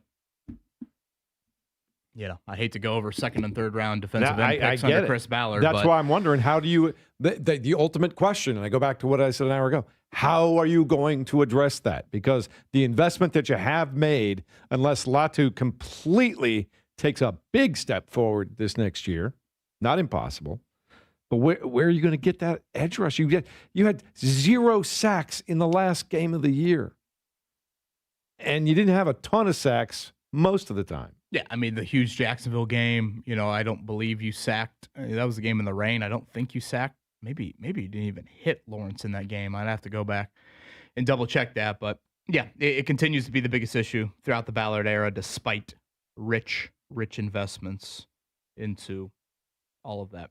Yeah. The one guy that you talked about a moment ago, I thought played a really good game against the Texans, even against some of their backups. I thought Zaire Franklin was flying all over the place on Sunday. People ain't trying to hear that this morning, Jeff. I know they're not trying to hear it, but that's what happened on Sunday. Yeah, I mean, respectfully, it was a game that meant nothing for a guy who has talked a really big game, and this year in totality did not back it up at all. All right, we'll talk more about that. Also, Rick Carlisle coming up top of the hour as the week goes along. We'll talk a little bit more about the Pacers. And, man, they got a big mountain and a big hole to dig out of. The big mountain to climb and a hole to dig out of both at the same time. Tell you all about it starting right now. The Morning Checkdown on 93.5 and 107.5 The Fan. Obviously, big story today is the press conference from Carlie Irsay-Gordon yesterday, in which she was trying to explain why she's bringing back Shane Steichen and Chris Ballard. What was the ultimate answer? A higher sense of urgency, and believing that with that higher sense of urgency, they can build on their 8-2 start from this past season. I feel like I should raise my chair every time I say higher sense of urgency. I feel like I get higher up. Kevin, let me ask you this. She clearly knew going into that press conference that was not going to be a popular decision that she had made. Do you give her credit for saying, this is what I think is right and this is what I'm going to do? Yeah, there are, she got, which I guess is her decision, but yeah, she got the old debate of the, debate class topic that you don't want to get because her poster board lacks a lot of substance on that side of it. I'll say what I said yesterday. I do think there are a lot of owners. It's not a given around the league that owners speak when no changes are made. So, yeah, I do think credit to that. Now, whatever. There are a lot of elements to yesterday where I think maybe it could have been better, but, when you're trying to defend what she's trying to defend, I don't really know. You're kind of grasping at straws there. So, again, urgency going to be higher. If you want to read them between the lines, I guess that means playoffs are bust. I would argue why wasn't the urgency higher in year 5, 6, 7, 8, 9? Well, that's what we're going to do. We're going to run it back. Mark, you like that counting in there? Yeah. I saw you smirk. Well, I also was thinking it should have been playoffs or bust when you started 7-1 and 8-2. I did the LeBron James thing there, right? Not one, not one, not two. Right. Yeah. We got that. So we may hear from Chris Ballard later on this week, James? Possibly? Yeah, he is going to talk this week, barring anything crazy. It's required by the NFL, is it not? He has to speak. Correct. Yep, each GM has to speak, I believe, within the first week after the season comes to a close. All right, mentioned the Pacers a moment ago. They will be at home tonight, and they'll be hosting the Cleveland Cavaliers. 6:30 airtime here on The Fan. 7 o'clock tip time. They have lost 12 in a row, tying a franchise record for that undesirable result. They are 6-30 on the year. It's the worst record in the NBA right now. But if there's some good news, a guy that's just killed them the first 2 times they've played this year against Cleveland will not be available for the Cavaliers tonight. Yeah, Donovan Mitchell resting. Frankly, the Pacers have had a decent amount of this season where some of the star players of the other team, maybe not necessarily resting, but have just been out due to injury here. What did Mitchell have? 42, 43, I think it was, last time against the Pacers. So, yeah, that's a benefit, but So you're telling me there's a chance? We're a month out of the trade deadline. I don't know if I'm ready to ask the same question, James, I asked when Anthony Richardson got hurt, but has Benedict Mathurin put on a Pacers uniform for the last time? That is a very good question. I have been disappointed with the lack of development. And a great opportunity for him to really step up this year, too. Yes. So him and Jarris Walker. Yeah, I don't think he's in the Walker category, to be very clear on that. No, I think he's still a valuable player. I worry about Jarris Walker being a serious rotation player in the NBA. And I'm not going to ignore Mathurin's injuries either. I mean, toe and thumb, there's a reason behind it. But I realize as a franchise, too, you're getting to a point in time where it's, you know what, or get off the pot. Yeah. So that starts tonight, 6:30 airtime, 7:30 or 7 o'clock Don't tip. take advice from the coach. Also, 7 o'clock tip for the Butler Bulldogs. They'll be at Hinkle Fieldhouse tonight to play St. John's. Did we get a winner on the family 4-pack a little while ago, Mark? Yeah, I sent it to Kevin. With Jim, right? Jim, yes. Jim, congratulations, Jim. Going to go watch that one in person. If you can't get there and you want to listen to it, it's on our sister station, Hot 92.7, 6:30 pregame with Mark Minner, 7 p.m. tip there. The Bulldogs are 10-5, but so far just 1-3 in conference play. Maybe they'll try to get a home win tonight. NFL vacancies around the league for coaching. Cardinals have fired Jonathan Gannon. They're looking for a new head coach. Las Vegas let go of Pete Carroll yesterday. We all know that. The New York Giants parted ways with Brian Daboll earlier this year. Cleveland Browns got rid of Kevin Stefanski. Tennessee Titans have been looking for a new head coach, as will the Atlanta Falcons. Question is Matt Ryan the guy who's going to hire the new Falcons head coach? Yeah, isn't he kind of trying to do the Tom Brady thing, Kevin? He's asking where he, does some broadcasts, does some front office work for Atlanta. Very interesting situation for the former Colts legend, Matt Ryan. I also want to point out, I don't know if you heard about this, Kevin, but the 2025 National Sports Media Association Awards came out this past 24 hours. The Indiana Sportscaster of the Year, Rob Blackman from Purdue Sports Network, and Chris Denari share that honor. Do you know who the Indiana sports writer for 2025, the award winner, is? I don't, and frankly, I don't really care to discuss it. Wow. But maybe we'll discuss it after the break, because I want to say the man behind the glass might have something cooked up in there. All right, so stay tuned for that. The lack of respect here is ridiculous. Let me mute some mics in the studio. What did you expect? How about this? I think we discussed this a little bit last week. An early look at playoff weekend coming up here in the NFL. Saturday, Sunday, Monday. Of the 6 games, you have 4 road favorites. 4 road favorites. The Rams are a 10.5-point road favorite at Carolina. The home teams that are favored are just favored by right around a field goal. That would be Philly over San Francisco, and then New England over the Chargers. So very interesting on that front. You know what's fascinating about that Rams-Panthers spread too?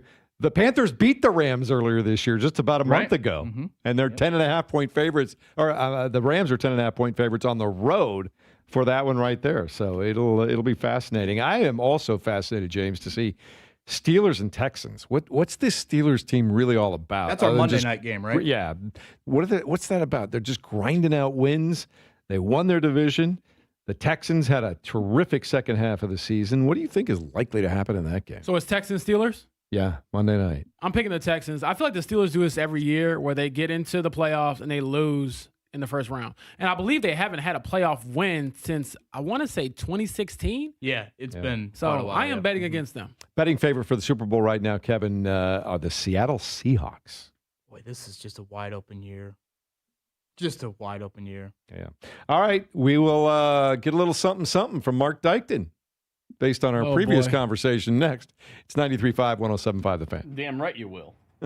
Window Nation customers have been singing our praises for years. With fast, local service and a 96% customer satisfaction rating, the highest in the industry, it's no wonder. Here are real stories, real results from satisfied Window Nation customers. I researched window companies for the last year to see what the average prices were and the quality of work. Window Nation nailed both. Our Window Nation consultant, Daniel, was a 10 out of 10. They would not give up until they designed windows with safe, pure, and efficient material. Window Nation is amazing, legit, and affordable. Window Nation's highly durable, energy-efficient, customizable windows are built to last a lifetime. Right now, get 4 windows free with every 4 you buy, plus no interest for 2 years. But hurry, this offer ends soon. Schedule a fast in-home free estimate now. Call 866-90-NATION or visit windownation.com. That's 866-90-NATION. 866-90-NATION. You still thinking job change in the new year? Yeah, I need something that's in high demand and more stable in this economy. IT? Yeah, cybersecurity, maybe even AI. That's what I did. Really? How? Went to My Computer Career. You don't need any prior experience, and you could start your new career in a matter of months. A lot of IT pros go to school there, too, to level up. Sweet. Are classes online or on campus? Both. Wow, I'll check it out. Thanks. Make this your year. Take the free career evaluation now at mycomputercareer.edu, an Elite CompTIA certification partner. Financial aid is available to those who qualify, including VA benefits. Smalls here. Life is full of choices, some big, some small. And when you choose an H&R Block Tax Pro, you're choosing the largest network of tax expertise to be in your corner. For when your big ambitions need help with the small details. For when your 6 figures come from 6 different places. For when your gaming stream becomes your revenue stream. for when your business's year one needs 70 years of tax know-how.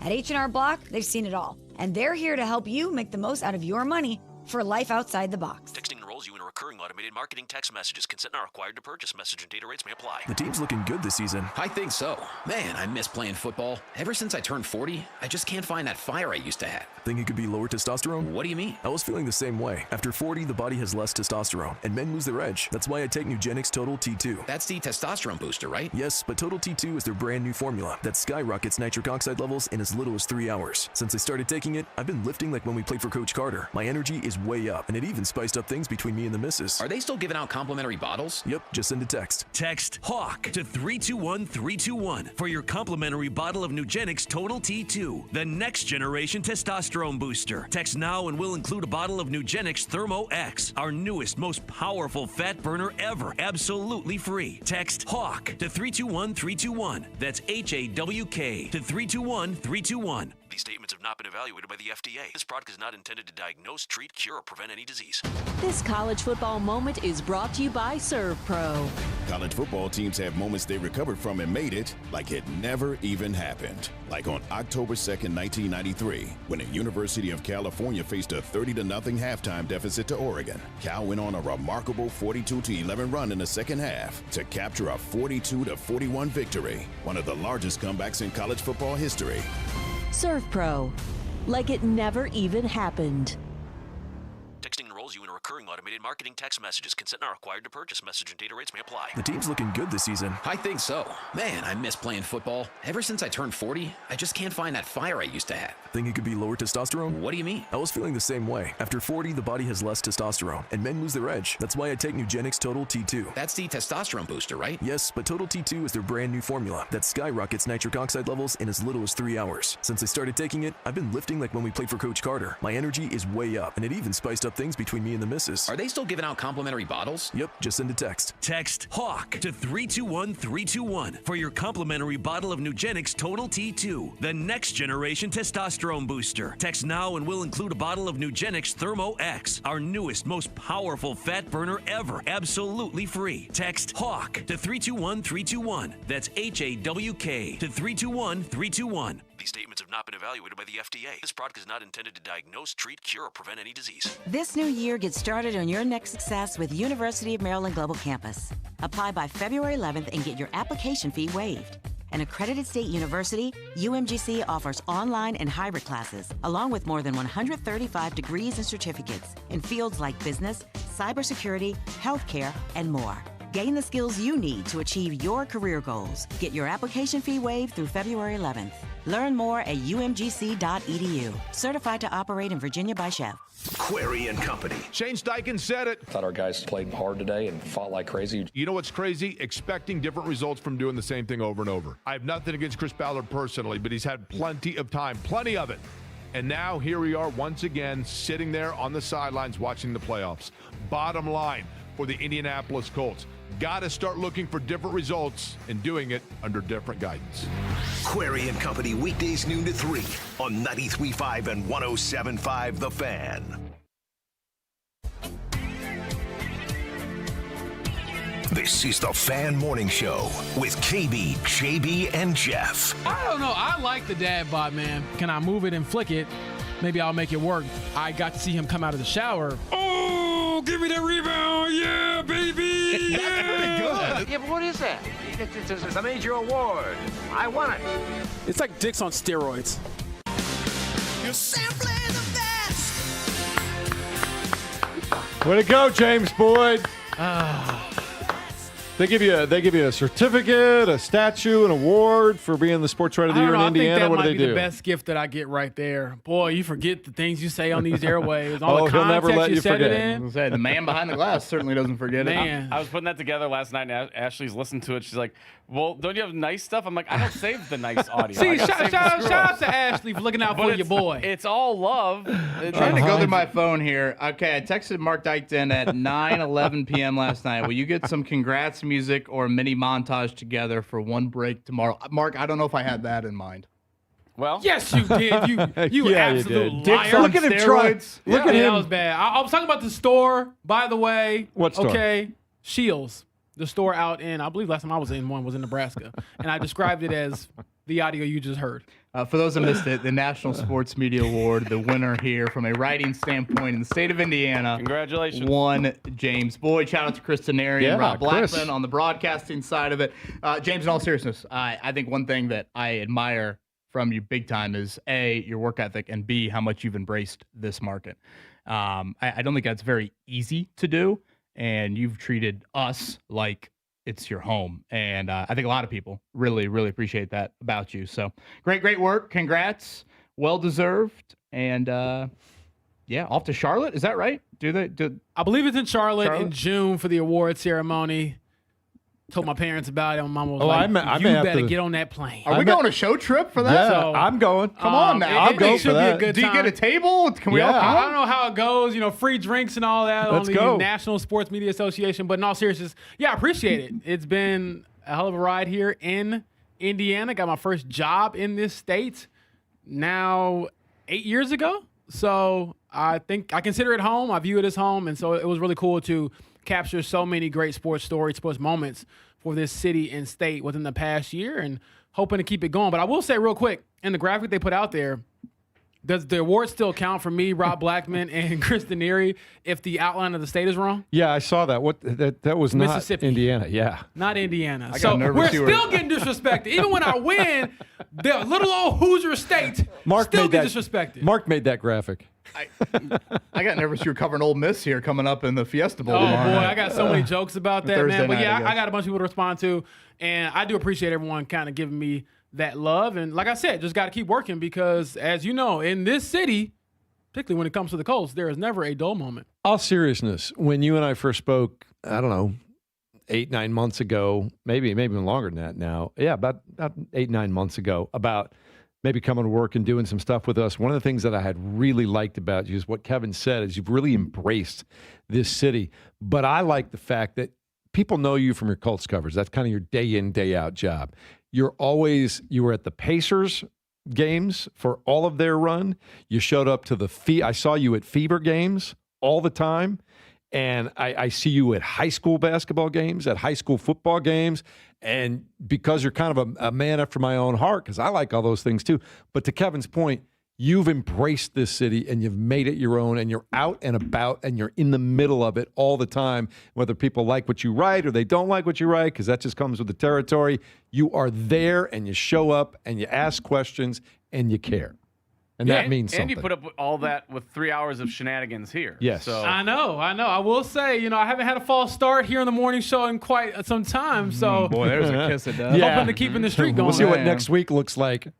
Oh, but He's look, got awards now, Mark. I live pretty close now, so and then like you said, I'm an award-winning journalist. Maybe I'll just get the chauffeur to pick me up. Kevin, have your phone ready.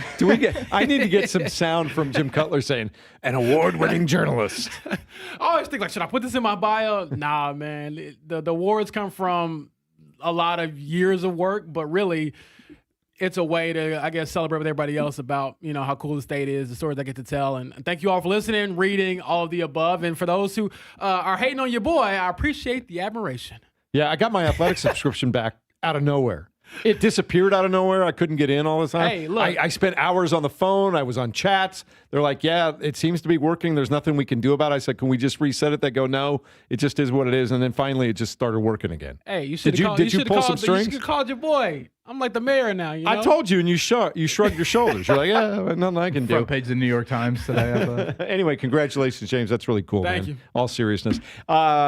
Speaking of things that happened in the Irsay world yesterday, it looks like one of the last pieces of property that the family hasn't sold yet from Jim Irsay's collection of properties has now found a buyer up in Culver on the lake house there, $19.9 million lake house property. Was that why the press conference started late? Maybe. Among its extravagant amenities, the Star reports that the home features an entertainment complex with a professional-grade 4-lane bowling alley, kind of like your apartment, James, arcade gaming area, state-of-the-art indoor shooting range, and a club-style bar with seating for 20.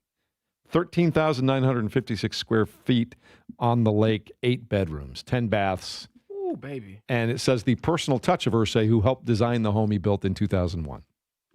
For what it's worth, did ask Carlie Irsay-Gordon yesterday about paying multiple head coaches, multiple GMs, multiple staffs, I guess, if that was a factor in this decision at all. That was met with a very quick and short answer of something to the effect of, we'll do anything we need to win and finish games. I know it's a topic we have discussed, not in great detail here recently, but it's a question I get a lot. I mean, hell, I don't even know my own finances. So me trying to, look into somebody else's finances is probably a stupid idea. I thought she's going to lean forward and say, Kevin, do you think I'm broke? How dare you? It's a question that I get a lot from people asking about whatever, the NFL richness of this Colts operation, and if they are willing to, whatever, spend with the rest of the big NFL spenders. So, I think it's a tough topic to really get into because the easy answer is like, dude, they're an NFL ownership. Of course they're rich. Of course they can just spend and spend. But there are levels to those NFL There ownerships. are levels, and we've seen the Colts from a free agency standpoint been a little bit more of the, again, on the frugal side of it here. So, yeah, I don't know if necessarily selling of the lake house has anything to do with it, although, boy, $19 million. Can you imagine what that thing looks like? They sold off a bunch of multi-million-dollar properties just within the 8-9 months. Yeah, and I'd have to double check Irsay how that passed away. inheritance tax works, but I think the valuation of the franchise is north of $6 billion, and I believe your inheritance tax is a decent chunk of that. I under the impression you can spread that out a bit, but that's still a good size of money here. And if you were to fire Steichen and Ballard with 1 year left for Ballard, 3 for Steichen, and high. I mean, that's about a $30 to $40 million decision. Mm-hmm. So, yeah, nothing. Something to keep in mind. So what we do know, as we've been talking about for the last 24 hours now, and we'll start to move on to some other things here, but the Colts have decided, Carlie Irsay-Gordon and her sisters have decided that they are going to run it back. Chris Ballard returns for a 10th season. Shane Steichen is going to be back. He of the 7-22 record against winning teams. And I'll ask you guys about this one more time. No question, he's a bright offensive mind. I like some of the things he does. Like with any play caller, you can point to things that you don't like or why do they do that or whatever. But I think for the most part, he puts together really solid offensive game plans. I think when he has the right quarterback who can run that system, they're going to score points. Their biggest problem this year is they could never get stops when they needed him to. Is he a legitimate head coach, or is he really an offensive coordinator in disguise as a head coach, James? That is the money question. I think in a roundabout way to answer your question, Jeff, if he had gotten let go, he would have had plenty of suitors to offer him an offensive coordinator job. But when it comes to the overall tenure, there needs to be more success against better teams and winning games late in the season. Yeah, I want to point out something that somebody mentioned on the text line too that is interesting conversation more than anything, but I get the point. And it was when you look at some of the other franchises and the college program that are going right now, the Pacers have Halliburton. The Fever have Caitlin Clark. Certainly the Indiana Hoosiers now have Kurt Signetti. You got Matt Painter up with Purdue. These are not only successful people, but they've got kind of an it factor to them too. Do the Colts have anybody like that right now? Is there a reason why you didn't say Marcus Freeman? Marcus Freeman certainly has the You can it punch factor. him if you want to. The easy answer is no for the Colts. One question I do have in regards to the Colts situation right now, we see Lou Anarumo's name being floated around New York, Tennessee. Would that be a good thing for the Colts? Would it be a good thing to have a third defensive coordinator in 3 years? I actually don't. No. And talking to Latu in particular, he was saying, I appreciate having Chris Ballard and Shane here. Now, what is a player going to say if you ask him that question? But the point was, I have some continuity. I know the system I'm going to be in, the defense in particular I'm going to be in. So he was very excited about the opportunity to grow within what Lou was doing. Because he talked about, hey, on one play I might be rushing the quarterback, another play I'm dropping in coverage. And I get that. And he would say this, he wants to have more sacks and be more dominant in that aspect of his game because that's ultimately what he was drafted for, not to be the defensive end that gets a couple of interceptions, which is not to get on too much of a tangent, that to me is more like of an anomaly than if you were to go out there and get 10 sacks. Like, you're not going to get 3 picks next year. You might not get 3 picks the rest of your career. Mm-hmm. But point is, he was saying he doesn't want to, but he's embracing the opportunity to be in the same system again.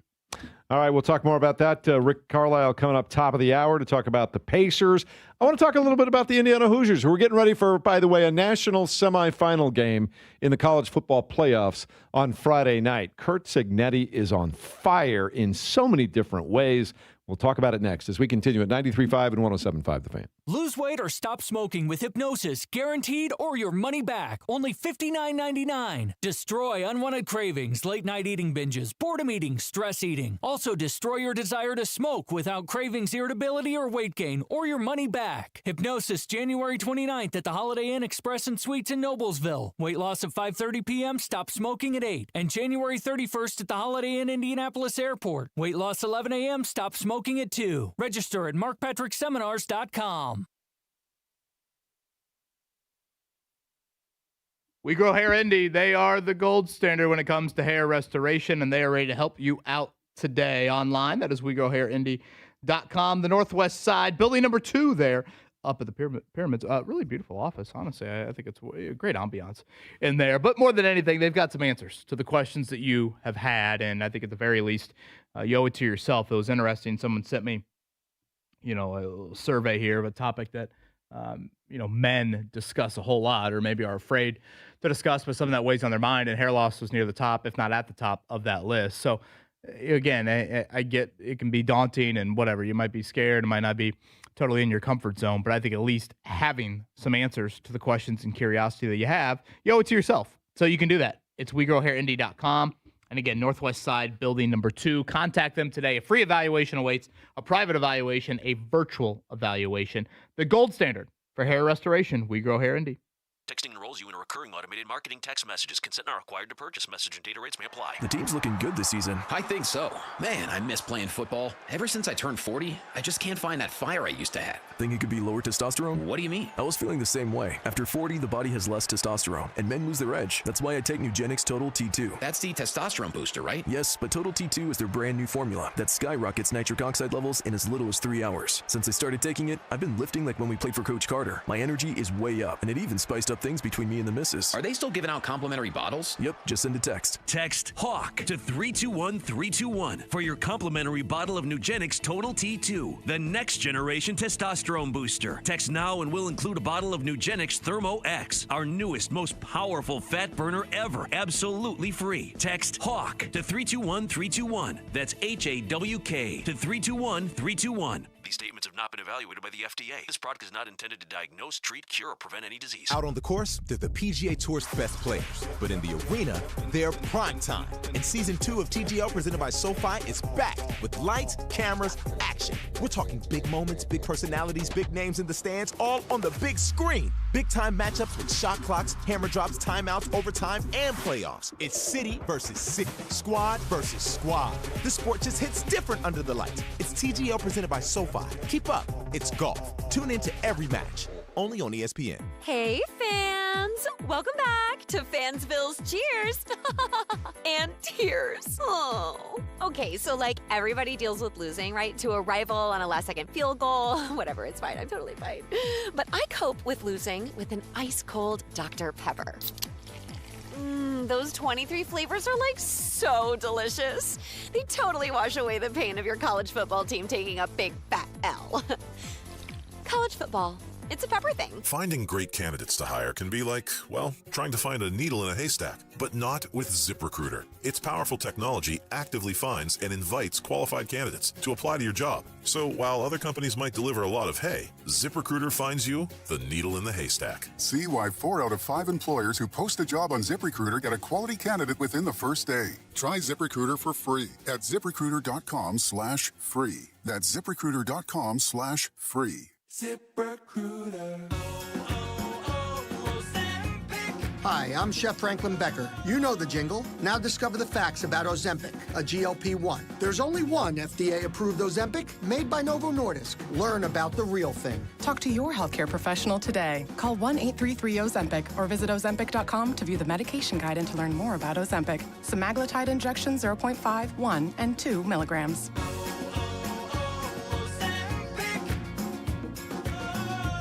Hey, it's JMV. Are you hungry, Indy? Cluster Truck crushes all cravings. Pizza, taco, salads, and don't get me started on the salmon and roasted veggies. Oh, and delivery is always free. Order now at clustertruck.com and use my code BIGFAN for $5 off a $25 order or more. The Butler Bulldogs play host to the St. John's Red Storm this evening at 6:30 on FM 92.7 Fuego.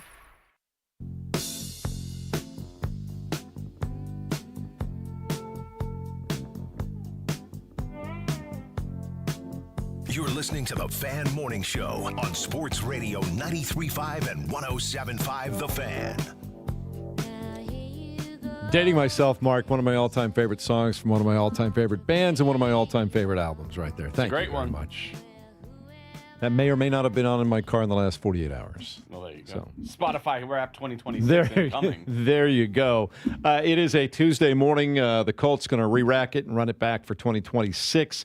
Probably make a few on-the-field personnel changes, and we'll talk more about that a little bit later on. Rick Carlisle at 9:30 this morning, not at 9:30 this morning, so we're looking forward to that. But I did want to talk about an article I saw on the Indy Star today about Curt Cignetti now being kind of named the Portal King after Lane Kiffin now has gone to LSU and wants to start recruiting more of the high school talent down there. It really is amazing what Curt Cignetti has done with this program. We know about that in the last 2 years. Nobody's going to go down that road again. But we didn't have a huge chance to talk about it yesterday. We mentioned it once or twice. But what he's doing in the portal right now, like he's almost getting the pick of what he wants right now, Kevin, at Indiana. He's choosing who he wants to come to the program.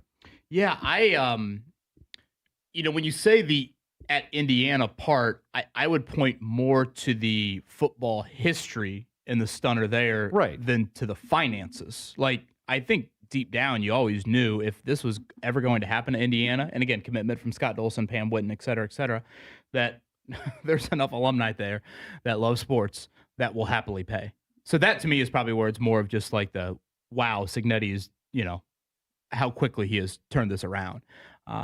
So yeah, I mean, you look at all the portal rank. I mean, he's got the Notre Dame message boards and freaking meltdowns over here. So, they had a great plan, and that's the thing that he has mastered. The CEO element of Cignetti is really, really incredible. And okay, we're going to be in the midst of a playoff run, and yet we're also going to make sure we carve out the necessary time because the schedule's really stupid, and you have to execute the portal here while the playoff is still going on, and we're going to be able to do that and still prepare for beating Oregon on Friday night. It's just been so fun to watch this remarkable transformation in such a short period of time. I can't get over Indiana is playing as a favorite in the national semifinals, and they're probably the favorite to win it all right now. Oh, they're easily the favorite. Yeah, I mean, if you look at the betting odds, they're certainly the favorite. I think they are. James, I don't know what you think of Oregon. We touched on it yesterday when you left. I'm not this one that's like, hey, it's hard to beat a team twice, blah, blah, blah. I look back at that game and thought Indiana had a lot of penalties in that game. I believe it might have been their season high in penalties. I think a lot of that is just pure road environment in that game. Charlie Becker hadn't really emerged, and he is not just some one-catch wonder. This is a guy that is a legit top 3 option for you from a wideout core standpoint. And when I look at Dante Moore, I kind of get some CJ Stroud vibes. I think when the pocket is clean, that's a legit quarterback. I get why the NFL interest is there and all of that. I think when you start to muddy things, though, I don't really know if he plays well. What do they call it? The horses, the mudders, right? Mm-hmm. When it's sloppy. I don't think he's a mudder. I think when you are able to create some havoc around him, and this Indiana D-line, I think will do that. Didn't they sack him 6 times in the first meeting? I think they sacked him on the first play. He hadn't been sacked all year. I think that will be the difference. Again, if you let him operate, he can Stroud you up. But if you start to make that a little mudder, I don't think he's handling that very well. A lot more of conversation on that to come for the rest of the week. While we're talking about in-state college sports, I will address Notre Dame. You said yesterday, very emphatically, Kevin, you had things to say about Micah Shrewsbury. Yeah. The head coach of Nebraska, or for Notre Dame's. I need another hour to wait on it. James, your thoughts on Oregon? You need another hour to wait on it. Looking at Oregon, I think their defense is legit. You can't dismiss that. They shut out a Texas Tech team that was playing great football coming into it. I believe Texas Tech had only lost maybe one game all year heading into the college football playoffs. So to shut them out is no small task. So, again, with a lot of these college football games, it comes down to, can you avoid the disaster play on your end? And you overcame that in the previous matchup with the pick six. But also, can you keep them from having, like, the explosive plays that can flip the game? Because I do think if you get it into a grind-out game and you force them to have to go 12 to 15 plays on the field, given their defensive line and how stout IU is on that side of the ball, that bodes well for you. But, can you limit the explosives and make them have to beat you the long way? Because I just don't think that's really going to be possible if you get into that matchup. So I'm excited for it. I do think that Oregon had a chance to win this game, and I didn't think that really going into the previous college football playoff game for the IU Hoosiers against Alabama. But when you look at Oregon, they're legit to me, and they have a shot to win it too. All right, like I said, we'll be talking about it all week long. Friday night. I ain't picking Oregon, though, just to be clear. Okay. You already know that. I'm not even looking for picks yet. You already know that. You're clear on that. I'm not picking them. Nope. I do think the Oregon D-line is impressive, but I watched that Orange Bowl on Saturday, and or whenever that was, I guess it wasn't Saturday, it was New Year's Day. That quarterback just was so deer in headlights for Texas Tech. And Mendoza I don't think he operates in that manner at all. So I think, again, his ability to extend a couple plays, things like that. We'll see. And I guess if the Raiders get the number one pick, we'll see if Fernando Mendoza gets paired up with his idol and Tom Brady out there and what the head coach will be like. Thought I saw Brian Flores was the betting favorite for the Raiders job. So not the offensive style if they go that route, but it could have some impact on Mendoza. Josh Hoover, is that right, for the IU quarterback? So it's not little Mendoza? TCU. Did I see that price tag about $4 million for him? I didn't see that, but boy, he's that's what coming they're here to paying be the these starter. days? Yep. Ooh, baby. It's good work if you can get it. Wild. Yep. The last thing on your point about Mendoza, when things start to get muddy or whatever, you take a look at that first hit he took against Ohio State. He elevated his game after that. Sure. He's like, okay. Well, and look at the Alabama start. I mean, that wasn't a great start. Obviously, they go 3 and out. And I thought one of the most important parts of that game was right there, that early sequence. Alabama gets a short field. They get nothing out of it. And then Indiana's backed up, and they carve out the big, whatever that was, 80-yard drive, converted several third downs. That's still kind of in the early portion of the game where, who knows? And after that, obviously, the onslaught was on. All right. Rick Carlisle coming up in about 35 minutes. Stay tuned for that. We'll talk more about the Colts and what they do next as we continue at 93.5, 107.5 The Fan. The Ride with JMV. What took place in that presser with Carlie Irsay-Gordon, the CEO of the Colts, did not help 1 ounce. There was nothing that was going to be said because the action was enough of not doing anything, not being proactive about your product. And then when you have a press conference where you talk about no excuses, your actions define excuses. The Ride with JMV. Weekdays 3 till 6 on 93.5 and 107.5 The Fan. Guys and ladies, you made New Year's resolutions to get back in shape. Want real results in 2026? Go to Synergenics and Low T Center for a free men's TRT test and $200 off the women's hormone test. Book at GetMyHealthFix.com now. Without an Advent clinic nearby, people suffering needlessly from chronic nasal congestion and sinus infections would be stuck with either Band-Aid or Sledgehammer solutions. Band-Aids are pills or nasal sprays, and they're not true solutions. Surgery is a sledgehammer, and that's what we're trying to avoid. Because most people don't need surgery for nose and sinus issues, nor do they want a 14-day recovery. Our unique Advent approach can, in 20 minutes in our office, open your blocked nose for good, with only 1-day recovery. I'm Advent founder Dr. Kandula. Outside of Advent's 4 walls, invasive surgery is what they'll recommend. But here you will find effective and convenient in-office solutions to help you stop the need for Band-Aids and avoid the sledgehammer. Go to adventknows.com to schedule your appointment, because Advent knows when you breathe well, you live better.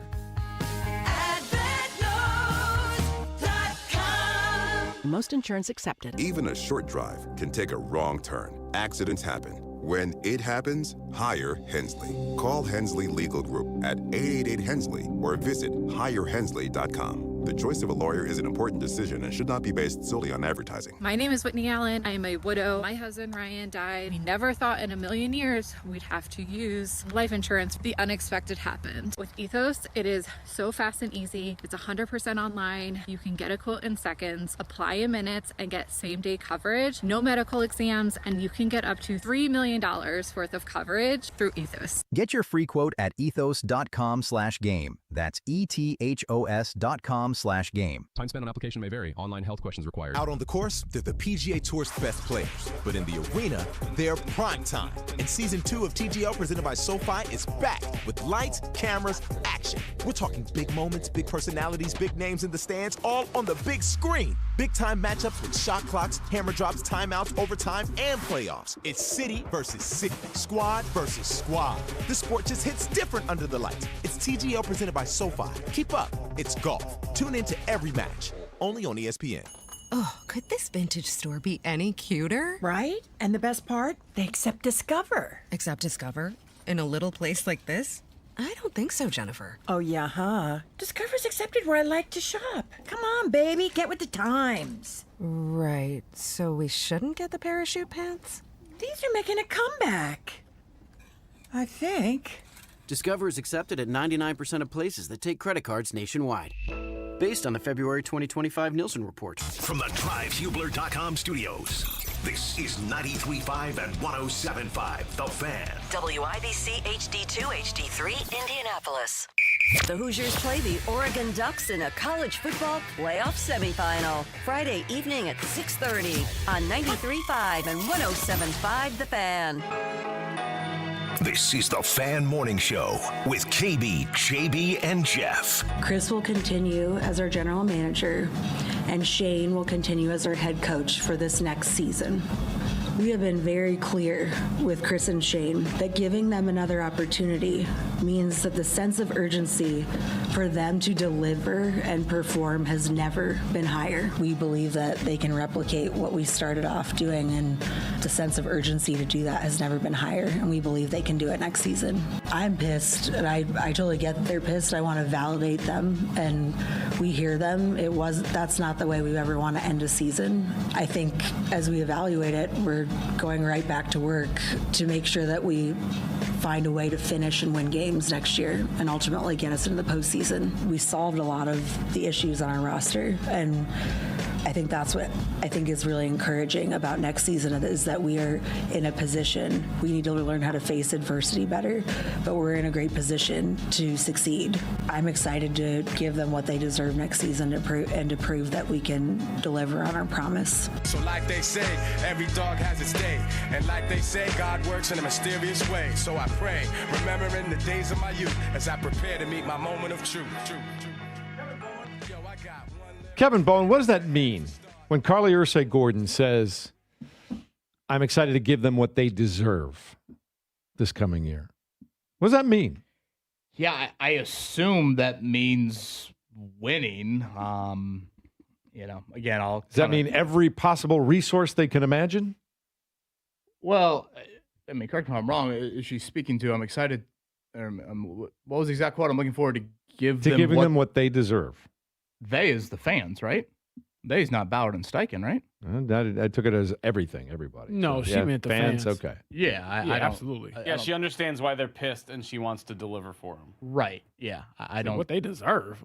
That's got to be the fans. Yeah. So you could make the argument that Ballard and Steichen deserve to be gone, frankly, if you want to just boil it down to as simple as that. So, again, Mike, I think there was some clarity yesterday, certainly. And I think there were also, some continued questions. The clarity would be, okay, why are they back? They're back because the first 2 months in the job. This 2025 season, the first 2 months outweighed everything else. We had the debate now for several weeks. Will this be a one-year evaluation or a 9-year evaluation? It ended up being a 1-year evaluation. The Sauce Gardner trade was a component in them being brought back. And then when you hear there's a higher sense of urgency this year than there was last year, I assume that means playoffs or bust. She would not say that when pressed about it. I would assume that's what it means. Of course, the counter to that would be, I would argue that there should have been a higher sense of urgency after year 5 or 6 or 7 or 8. All right, so as we start to wrap up this portion of the Colts postseason, where immediately she said she made this decision, what, a week ago? About a week ago, something like that? Yep, that's what she said. And now, whether you like it or not, whether you're pissed or not, to use her words, Shane Steichen's coming back. Chris Ballard's coming back. Where does the focus start to go from here? Now that we know that that part is decided and done, how do they go about filling the holes on this roster that they need to fill? And maybe it's to start by what Kevin had talked about earlier, who's coming back from the roster that you have right now? Guys like Michael Pittman Jr., guys like Kenny Moore, guys like Zaire Franklin. Who is coming back? What do you do with Alec Pierce? Is that what we're looking at in the next 8 to 10 weeks? Yeah, I'm not sure when free agency starts up. I want to say it's March. It's usually like the second week of March. Something I like get all my days mixed up. They just run together at some point. But yeah, that'll be a bridge we cross there when it comes to official free agency, because priority number one is re-signing Daniel Jones, and he was very diplomatic, I thought, yesterday. Said he liked to come back and certainly liked his experience with the franchise, but also said it's a business. And I do think the Achilles injury actually probably makes it easier to retain him, because I don't know how many teams want to hitch their wagon to that, given that he did not play for them last year. So he's priority number one.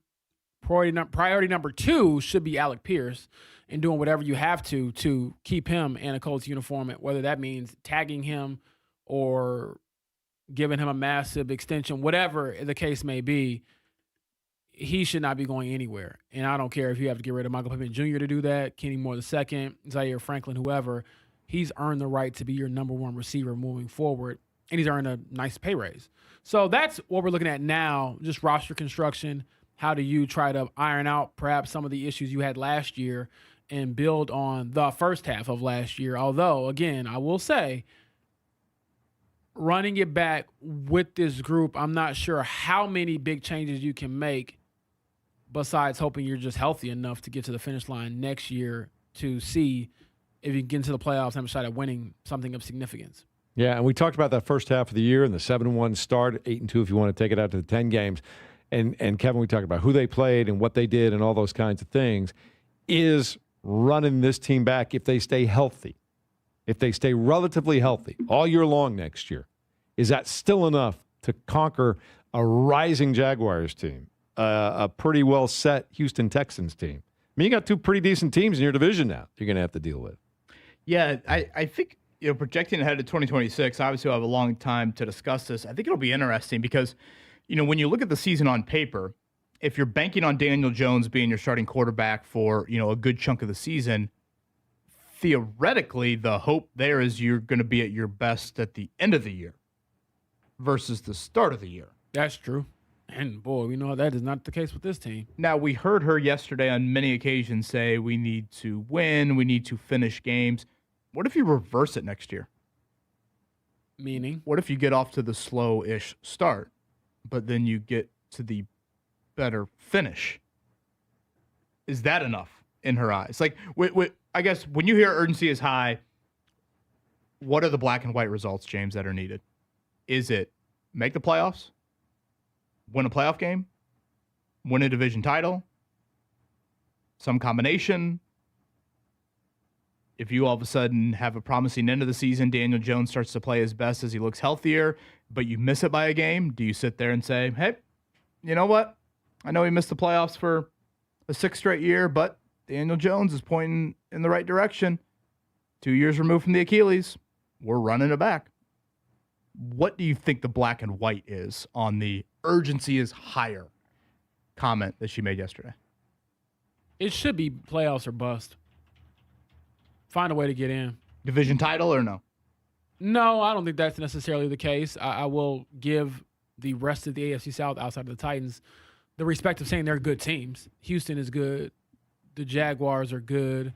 Granted, being 2-10 against them in the last 3 years under Steichen is not good. So you probably have to have more success there to make the playoffs and or be in AFC South contention. But I think it's playoffs or bust. Make the postseason and figure it out from there. But also, in my mind, I'm like, okay, what if you backdoor your way into a postseason berth. If it's a down year for the AFC South and you go 9-8 and you sneak in and you get blown out in the first game of the playoffs, is that enough? I'm not sure. But at least get to a point where you're playing an 18th game. Yeah. I think it's also got to start within the division. You've got to start having a winning record within the AFC South. You do that, and generally you get to the playoffs. You have winning records within your division. You usually get to the playoffs. You've got to start beating Jacksonville and Tennessee, or Texas, the Texans, sorry. You've got to start beating those two teams specifically on a regular basis. Doesn't mean you have to sweep them for the next 4 years, but you need to win as many as you lose, and they're not doing that lately. It's hard for me to see a lot of light at the end of the tunnel, and I'm trying to find it, but I think ideally you hope that you're healthy, and the team you saw is the team you will be, at least the team you saw in the first half will be the team that you are going forward and for a full season. But on top of that, I think the crux of everything we're talking about, whether you bring back Chris Ballard and Shane Steichen, that decision has been made. The idea is you also will retain Daniel Jones, and you're banking on him to get you to where you haven't been. And I don't know if that's a safe or a smart bet. And granted, I wasn't singing this tune a couple months ago. I called myself out on that. But given the injury history, coming off the Achilles, this is a dude, as much as we talk about Anthony Richardson and his injuries and why he hasn't really panned out, and it's beyond injuries with him. But Daniel Jones is not a healthy quarterback on average. He is going to miss games. So you're going to need Riley Leonard or someone else to step up and win some games for you, most likely. And you got to hope and pray that Daniel Jones is there at the end of the season when you need him the most. Rick Carlisle will join us here in 20. This from Ben. How much of bringing Chris Ballard and Shane Steichen back has to do with her lack of experience and her comfort level? She may not be ready to go through a GM and coach search while navigating her first offseason. Yeah, Ben, it's certainly a question that I have pondered myself. I don't know how much thought you've given to it, James. My kind of general thought is, June, July, August, I don't know, July, August, if you just want to pinpoint maybe those months, I think you would be, first off, I guess I'll start here. When you're in a position like that, an owner in the NFL, an athletic director in college sports, if you're not preparing for the worst, then you're not doing your job. You have to be under the assumption of, what if Brian Kelly leaves Notre Dame? What if Lane Kiffin leaves Ole Miss? Like that thought has got to be there for all those people in positions of authority. But also given the Colts' current stance, you had to have thought going into the season, you know what? At the end of the year, it's quite possible that it will get too ugly for me to run it back. So I need to already be doing that homework. Now, as the first 2 months played out, did maybe that homework look like, you know what? I might not need to tap into all of that. Clearly, in her eyes, it did.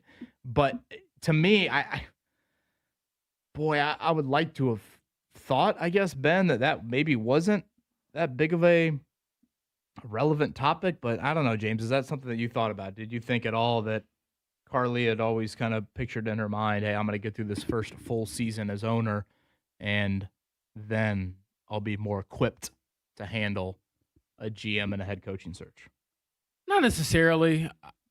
I do think that she has been in these decisions, maybe not the final decision maker because that was her dad for so long, but she's been in on a lot of these decisions, Kevin, and we talked about it with the Shane Steichen hire. How heavily involved was she in that? And she's known Chris Ballard for years, so I won't sit up here and act like just because it's her first full offseason as the principal owner that she's like this little duckling or whatever, and it's like it's a brave new world out there. She's been in the trenches before with this franchise, so I don't want to dismiss that. But I also think a lot of the success they had early on just informed what she would do at this point, and that was determined, like you all said, probably by the Sauce Gardner trade. When you make that trade, there's not many instances, at least I can think of, where you allow a GM to get rid of your next 2 first-round picks. A talented wide receiver, no shade at all. I can't say like a promising receiver. He struggled here. That's true. But giving up all that for Sauce Gardner and then pivoting and saying, we're getting rid of that guy. So it always felt like they were going to come back. But at this point, it's, what can you build on and can you deliver? Because boy, oh boy, if you do not, there will be some vitriol for everyone, owner, GM, head coach, all of it. It's interesting when you look at the day that Carlie Irsay-Gordon had yesterday. It probably would have been easy when you look at all of the text that we get, the polls that you run, Kevin, the general feedback that's out there on social media or just about anywhere else. The easy thing for her to do would have been said, hey, we thank them for their contributions. We're going to move forward. We're going to look for a new leadership group here. You think that? I do think it would have been the easier. Man. No, let me get there. Because if this doesn't work out again, and they even take a step backward, what has happened to her credibility with the fans moving forward? At least if she had taken a swing and missed, people would have said, well, she tried to do something. I just wonder if this goes backwards and haywire, what does that do to her credibility with the fans moving forward? That's what I'm saying. I feel like it was easy for her to stay status quo. Like, what was hard about running it back? In the eyes of the fans, and not many of them like it. They don't want it. And if it doesn't work out and it backfires, they're going to be like, well, just another lacking owner at this point in time. A year from now, if it doesn't work out and they go backwards, I think it hurts her credibility with a lot of fans. Yeah, I guess I'm a little confused. I just think the easy decision was sticking with who they already had. I don't know. I don't think it was in the fans' eyes. Not based on the feedback I'm getting and seeing. They don't like it. I think they don't like it, but they definitely think that it was the easy and perhaps weak decision. Well, yeah, as long as you can ignore the fan vitriol, then yes, the easier move is if you can live with yourself and not have to. If she's not reading her mentions? By the way, I saw Matt Eberflus fired. Adam Schefter reporting fired from Dallas. There, I'm shocked. So new defensive. How did that happen, Mark? Figured Mark would chime in. They played no defense in Dallas this season. I think it could hurt this team moving forward because I don't know how people will back it up, but a lot of it yesterday and a lot of it again today is going to stop going to the game. She did acknowledge the apathy aspect to it. She did acknowledge that angle to it. And I'll go back to kind of what I said to lead off the show. And, from my mentions, and I'm not talking, I guess, just the pure like social media, small minority. I had several friends, family, listeners that I would say even would fall on probably the more optimistic side and getting to know them. Outside of the Jeff Saturday press conference, I don't remember maybe the amount of just the sheer, oh man, that was a disaster. We have no hope. Sell the team. Like all of it. And again, I understand when you're trying to defend what she is trying to defend, it's borderline a lost cause. It's the same exact reaction I had last year at the Combine when Chris Ballard is answering a question of, why do you feel like you're getting the ninth year? Or what do you feel like your greatest accomplishment has been as Colts general manager? You hear those answers, and it's like, damn, that's the reality. So, again, part of it, when I walked in that media room yesterday, was going to be met with, going back to our last segment of the show yesterday, Jeff, what can she say that will be more reassuring, calming, make fans feel better on it? I don't know if there was anything, she said. I don't think that happened yesterday. Hey, but again, like what would that have been? Like if she demanded more change, I don't know what the more change is going to look like besides removing one or both of those figures. It's not, last year at this time, the thought exiting, James, I think the thought this first week of February last year, or this first week of January last year was this. They're going to make a change in defensive coordinator, and Chris Ballard's finally going to spend in free agency. I think that was a pretty general assumption. They obviously fired Gus Bradley very quickly after the season ended, and then by the time we got to March, we saw a different Chris Ballard. I sit here in this first week of January this year, after they've run it back, and I don't see the plan 1 and 2 on the list being changes. I see the plan being retention. We'll get back to the first 2 months of the season. So that's where I'm a little confused as to, is that going to be enough? Is it simply just run it back? Or are there some things behind the scenes that they are going to maneuver roster-wise in a manner they have never done to try and open up a little bit more money to spend on the defensive line, things like that? Well, that's going to be a very interesting offseason. Again, it seems like we say that every year, James. There's a big offseason for the Colts, but it really is a big offseason for the Colts. What do they do to change the more it they up? stay the same, Jeff. For how many years in a row now? I think, again, you talk about Ballard's success of not getting to the postseason and only one playoff win and only 2 appearances.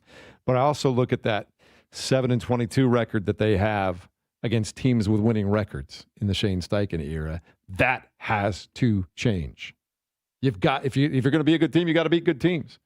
They did that in a weird way. They got a win over Denver. I thought it was a nice win against a banged up Chargers team.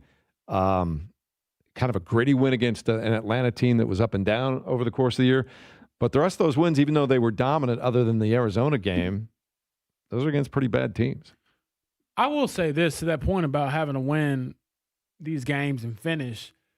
When I stole Kevin's question and threw it at Shane Steichen, and I did it because you knew we weren't going to be there, Kevin. You got to stay here on the show. Got your back, brother. Yeah. Handshake. But jokes aside, his response, I thought, not that, again, he can't really say anything yesterday that's going to make the fan base feel any better about the direction of the team and all of that. But his response was something along the lines of, yeah, that's a good question. I have to get to the bottom of that. I have to figure out an answer to that. Why we can't win against good teams, why we can't finish against good teams. And he has been given more grace than Chris Ballard, but the thought of having more late game collapses, whether it's because your team isn't tough enough or you have clock management issues, that's one of the issues I think that has popped up from a tangible standpoint with Shane Steichen from time to time. If that continues to happen and you continue to drop these close games in that fashion, you shouldn't be safe either. You shouldn't be absolved of that just because you have a couple more years on your contract than Chris Ballard. So that is a message that I think the fans, at least the ones online that I heard from the most yesterday, they were saying, we're sick of hearing that. You say you have to find a solution. You say you have to figure it out. Why can't you? Why haven't you 3 years in? Now, to be fair, he ain't had his starting quarterback for a full season yet, but that isn't the end-all, be-all of being a head coach. Yeah, I would just add one more thing on the Steichen front. I think he needs to wear the head coaching hat more, not Meaning just what? the offensive play caller, not just the quarterback, whatever, whisperer, however you want to label it. You need to be more, have the pulse of the team better, sit in on more defensive meetings, however you want to look at it to try and handle, again, the head coaching responsibilities, whether it's 7-22 against teams above 500 or it's a pathetic 2-10 against the Texans and Jags. That can't continue to happen. Offensively, as Carlie Irsay-Gordon mentioned yesterday, there's a lot to like about what Shane Steichen has brought. A lot to like. But it's more than just that. He has thrown the offensive line buffet on his plate. What did Bernard Ryman share that Braden Smith eats? 7 eggs, 7 pancakes, and a massive bowl of fruit. When you're the play caller and you're the head coach of an NFL team, you put that on your plate. He needs to make sure that, he's eating all of it, if I can continue the pathetic analogy. All right, Rick Carlisle coming up in about 7 minutes. About 10 minutes from now. In the meantime, let's check it down. The Morning Checkdown on 93.5 and 107.5 The Fan. Yeah, I'm right there in your category doing math, James, so keep me away from that right there. I was great at math. I took AP Calculus, only passed because they curved the grades, baby. There you go. Carlie Irsay-Gordon met with the media yesterday. One thing we do know, she, like the fans, upset with the way things went. I'm pissed, and I totally get they're pissed. I want to validate them, and we hear them. That's not the way we ever want to end a season. I think as we evaluate it, we're going right back to work to make sure that we find a way to finish and win games next year and ultimately get us into the postseason. What changes? Same group, finding a way to finish, have not been able to figure that out yet. Yeah, I guess you have to look at the defense. If you're looking at tangible changes, I do think that defensive core probably needs some shakeup there to get over the hump next season. All right, as mentioned a moment ago, Rick Carlisle coming up in a few minutes, the head coach of the Pacers, as they host the Cavs tonight at the Fieldhouse. They've lost 12 in a row. That ties a franchise record. They are 6-30 on the year, worst record in the NBA. Good news, though, Kevin. No Donovan Mitchell for the Cavs tonight. Yes, resting. He obviously erupted against the Pacers last time out there. So We'll see. Somehow, some way. Sounds like the Micah Potter thing is pretty real for the Pacers. He is not only coming here and put on a Pacers uniform, but he's been asked to play some big minutes. And again, Benedict Mathurin going to miss some time. We'll see if Rick Carlisle has an update on that. All right. College basketball, AP Top 25 out, and Purdue hanging tough at number 5 right now. Top 5 are Arizona, Michigan, Iowa State, UConn, and then Purdue. Duke just missed that. They are 6th on the list right now. Later tonight, Butler will play St. John's at Hinkle Fieldhouse, 6:30 airtime, 7 p.m. tip. You can hear it on Hot 92.7 because we've got the Pacers here on the Fan. Bulldogs trying to improve on that 1-3 start in Big East Conference play so far. And a lot of teams in the NFL looking for head coaches today. Arizona, Las Vegas, the New York Giants, Cleveland Browns, Tennessee Titans, Atlanta Falcons. I saw something interesting, James, yesterday. Somebody suggested that a good fit in the AFC South would be Kevin Stefanski with Cam Ward in Tennessee. I don't mind that. I mean, let's not forget and act like Kevin Stefanski isn't a 2-time coach of the year. So the dude can get it done. So we'll see how all of that kind of shakes out over the next weeks and months. All right, Kevin, anything else you wanted to throw in? No, we continue to look ahead to Friday night. So Indiana out of practice late last night in Bloomington. I believe they'll head down to Atlanta late tomorrow and get ready to take on Oregon. I want to say that spread right around 4.5 for the Hoosiers in this one. I'll reiterate what I said yesterday, Jeff. I think a big advantage Indiana has in this game as well. Oregon's 2 coordinators have taken jobs elsewhere.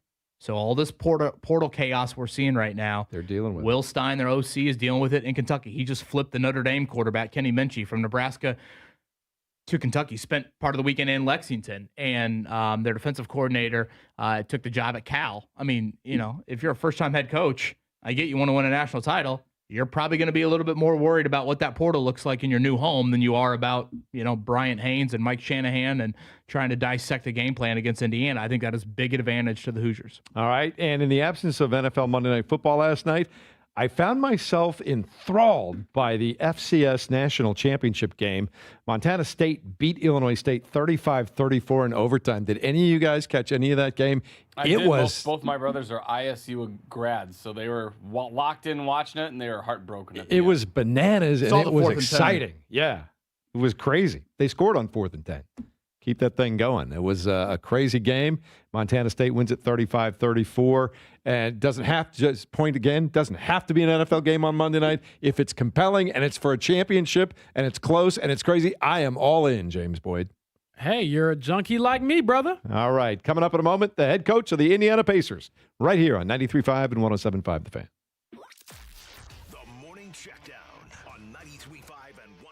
Do you know what's accepted at 99% of places that take credit cards nationwide? If you guessed Discover. The biggest sale ever in celebration of the new year, courtesy of Zero Res Indy. Zero Resified, it is that time of year. Start your freshest year yet, clean 2025, right out of your home. 3 rooms starting at $119, plus a free hallway. Take 15% off regularly priced services, air ducts, upholstery, area rugs, tile, hardwood, and more. And Lord knows the Bowen family needs it with plenty of spills on that carpet. Visit ZeroResIndy.com or call 317-388-5141. Tell them the Fan sent you. The Pacers have a full schedule of games in January and some great matchups. Jackson attacking in on the left side with a left-hand scoop, and he's on the line with a chance for a 3-point play. Catch the Pacers and Cavs in a Central Division showdown Tuesday at 7. High middle screen Huff, back to Huff from Nembhard. 4 seconds to shoot, 3 seconds to shoot. Nembhard way out on the left edge, beat the clock and hit a 3. Get your tickets at Pacers.com/tickets. Pacers Cavs, Tuesday at 7. Hey, JV here for WeGrowHairIndy.com. My friend Darren Andrews awaits your call at 317-522-2995 or WeGrowHairIndy.com today. So I have been a We Grow Hair Indy member for the better part of 9 years, and so glad I did because I had that classic Costanza horseshoe design setting in, and frankly, I wanted my real hair back and knew that it was leaving, vacating the premises. But Darren Andrews said, hey, we can help you out here with either multi-unit hair grafting or artist robotic FUE. Whatever you need, we shall do to get your real growing hair back again. That's exactly what happened. And all I did was make that call to Darren Andrews at 317-522-2995, WeGrowHairIndy.com. Don't wait. Do it now. That's 317-522-2995. Be just like me, JMV, and get your free evaluation and get your hair back today. WeGrowHairIndy.com. Dan owed an unbelievable amount of money to the IRS. I got behind on my taxes. It's a horrible feeling. He was in denial. And when I got those letters from the IRS, you wanted to act like they didn't exist. Finally, Dan turned to Optima Tax Relief, the leading tax resolution firm. A-plus rated by the Better Business Bureau, they've resolved over $1 billion for their clients. Optima got me a settlement with the IRS. These people are really people-friendly. It was every bit of a new lease on life for me. The fast action and the great results made Dan's head spin. I felt like I was in a dream, but it's real, and I have paperwork to prove it. They got the job done, and life is good. For tax help you can trust, call Optima now for a free consultation. If you're worried about what's going to happen with the IRS, stop worrying. Make the call now. Call 800-354-2840. 800-354-2840. 800-354-2840. Optima Tax Relief.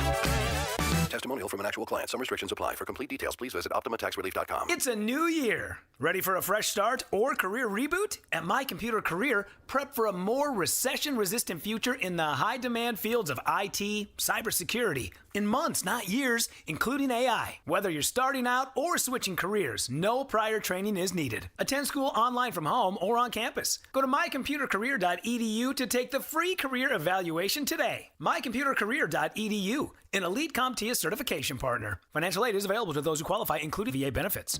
Window Nation customers have been singing our praises for years. With fast, local service and a 96% customer satisfaction rating, the highest in the industry, it's no wonder. Here are real stories, real results from satisfied Window Nation customers.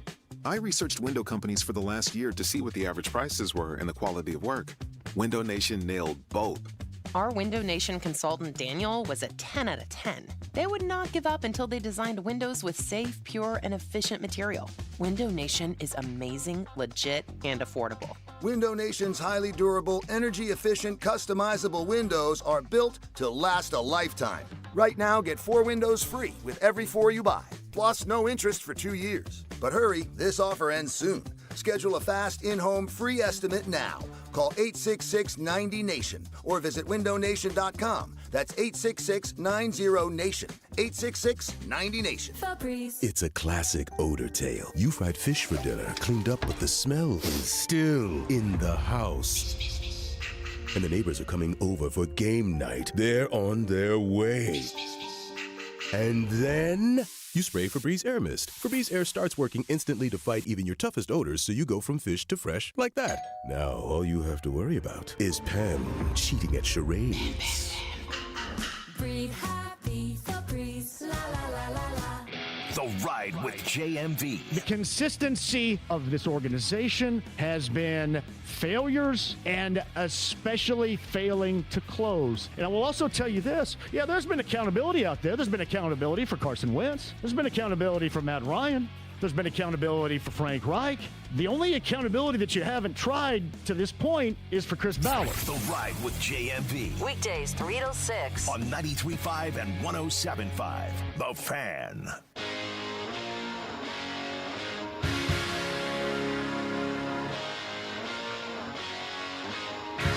You're listening to The Fan Morning Show on Sports Radio 93.5 and 107.5 The Fan. All right, 7 o'clock tonight inside of Gainbridge Fieldhouse. Pacers will try and end a 12-game losing streak. Really, it was a pretty entertaining game down in Orlando on Sunday. Certainly had some chances, some 50-50 balls late in that game. But the Pacers lose, and now they shift gears to the Cleveland Cavaliers tonight. And to talk more about it, he is the head coach of the Pacers. He is on the Payless Liquors hotline. Rick Carlisle, Happy New Year. Good morning to you. How are you doing? Doing well, thank you. Health-wise, any update on Benedict Mathurin and how long he could be out with this thumb injury? No, hard to say. I guess what I would be comfortable saying is it's likely at least a week, but really undetermined how long for sure. How do you look at his season so far, Rick? Obviously, opening night, he's got the big scoring night, and then suffers that toe injury, pretty closely there after it, misses some time, comes back. He's had some inconsistencies, and then he's had this thumb injury as well. How do you kind of look at a year and obviously more on his plate this season? Yeah, I really believe, starting with the toe thing that happened in the Memphis game, which I think was the second game of the year, he's just been banged up. He just hasn't been totally 100%. To his great credit, he is just for a long time just continued to play, and it just got to a point where the thumb was bothering him. I'm not sure the exact status of the toe thing, but he just hasn't looked quite like himself, and so it's been difficult. And so, this break is needed, and I think he'll come back refreshed and in a lot better position to play his game. Again, we're talking to Rick Carlisle, head coach of the Pacers, here on the Payless Circus Hotline. Rick, I want to pivot to Micah Potter. Has quite the story when it comes to the NBA journey, and was a member of the Team USA team that actually won gold in the Olympics. Now, when I say member, he was a part of like their ramp up for the Paris Olympics. But what has been your experience getting to know him and how much he loves the game and how highly skilled he must be to obviously even have a chance to join all those greats last summer? Yeah, we heard a lot of good things about him. He was on the select team, and the select team's job is to be practice players for Team USA, to be competitive on the one hand, and on the other hand, to make sure they don't hurt anybody. I mean, in the scrimmages, et cetera. And so, look, he's a very good player. One thing that I've noticed about him, and you look back in his last couple of years, he plays both the 4 and the 5 position. And in the Orlando game a couple of days ago, we had a segment of the game where he and I think Tony Bradley were playing together for a while. So, he's got some versatility. He's got some experience. He's, the right age, a guy in his, mid-20s or whatever it is. Loves the game, as you mentioned, and he's helped us, and so he's got himself a great opportunity here. Again, that opportunity tonight, probably a big role. It's Cleveland at 7:00. Pacers and Cavs here on a Tuesday. Coach, when you're in a losing streak like you are, when you hear coaches so often, it's a process-oriented basis. How difficult is it when you are in a slide like this to stick to whatever process that you want to adhere to, but also do you fight a balance of like, hey, we need to break some things. We need to do things differently in order for the end result to be different. Is that a bit of a battle for you right now? Well, there's a lot of battles going on, but there's no choice but to focus on process, really. Hey, you can't just go into every day talking about, hey, we got to win, we got to win, we got to win. I mean, we have some extraordinary circumstances with a lot of guys out. That's old news. The thing we got to do is we got to do the basics better. I think leading into this interview, you talked about a couple of 50-50 balls. With 2:40 to go in the fourth quarter, we're down 3, 126-123, and there's a ball that Pascal has in his hands briefly. Nembhard may have touched it, and we just got to squeeze that thing and be able to get into another offensive possession and score and then get another stop, and we put ourselves in position. This game tonight, interestingly, I'm not sure, how a lot of people view Cleveland, but Cleveland is a tempo team. They shoot a lot of threes, but they're a great offensive rebounding team. And so this game tonight comes down to, the most important coverage is transition defense, and they're gonna run pick and rolls and stuff like that. But if you don't get back and stop them in transition, they're going to get off good looks at threes, and they have guys flying in from everywhere. And so last game we played them, I think they had 19 offensive rebounds and a bazillion, second chance points. So, this comes down to possession of the ball, and we've got to claim possession, on misses when we're defending.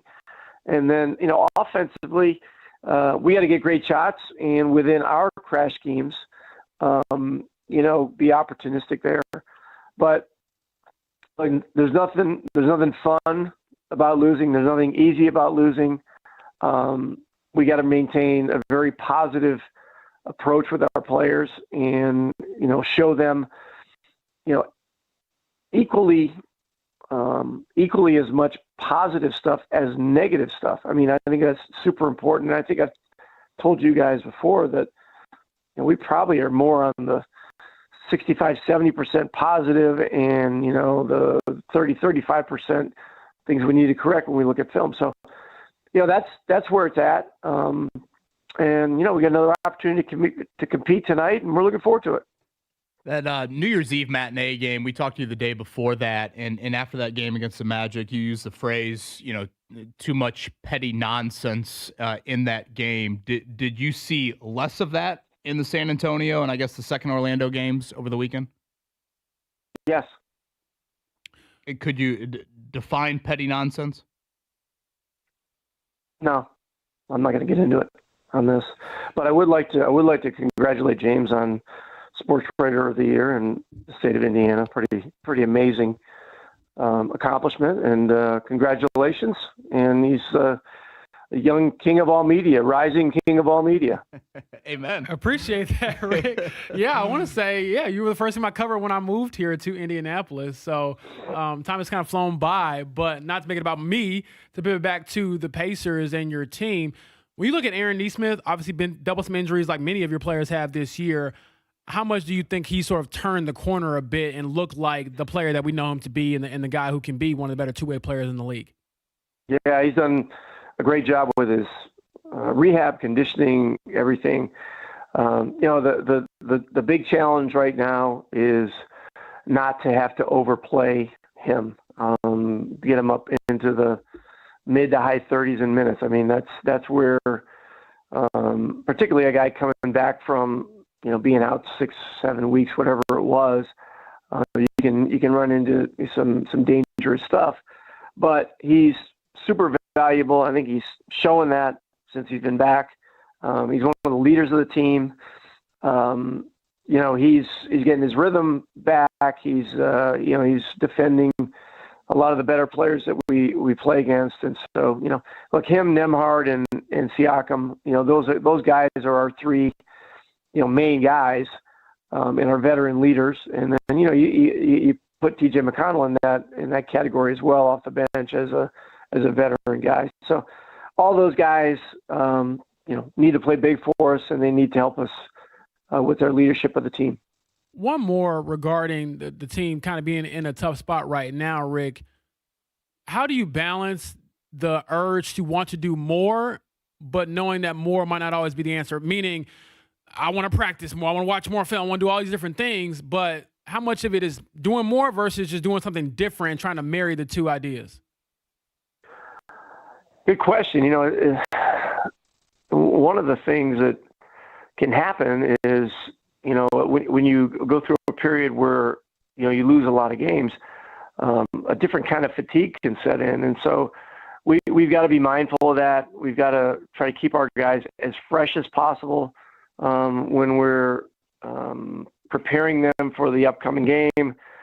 Make sure we're very on point and concise with scouting information and not overloading, all those kinds of things. And then, we just got to keep everybody tuned up, ready to play. It's a part of the year where, you get into January, and this can be the dog days. And, last year, January was a real turning point in our season. And, right now we want to get on a positive run here of some sort, but that starts with playing better, doing the basics better, and getting closer to a chance to win.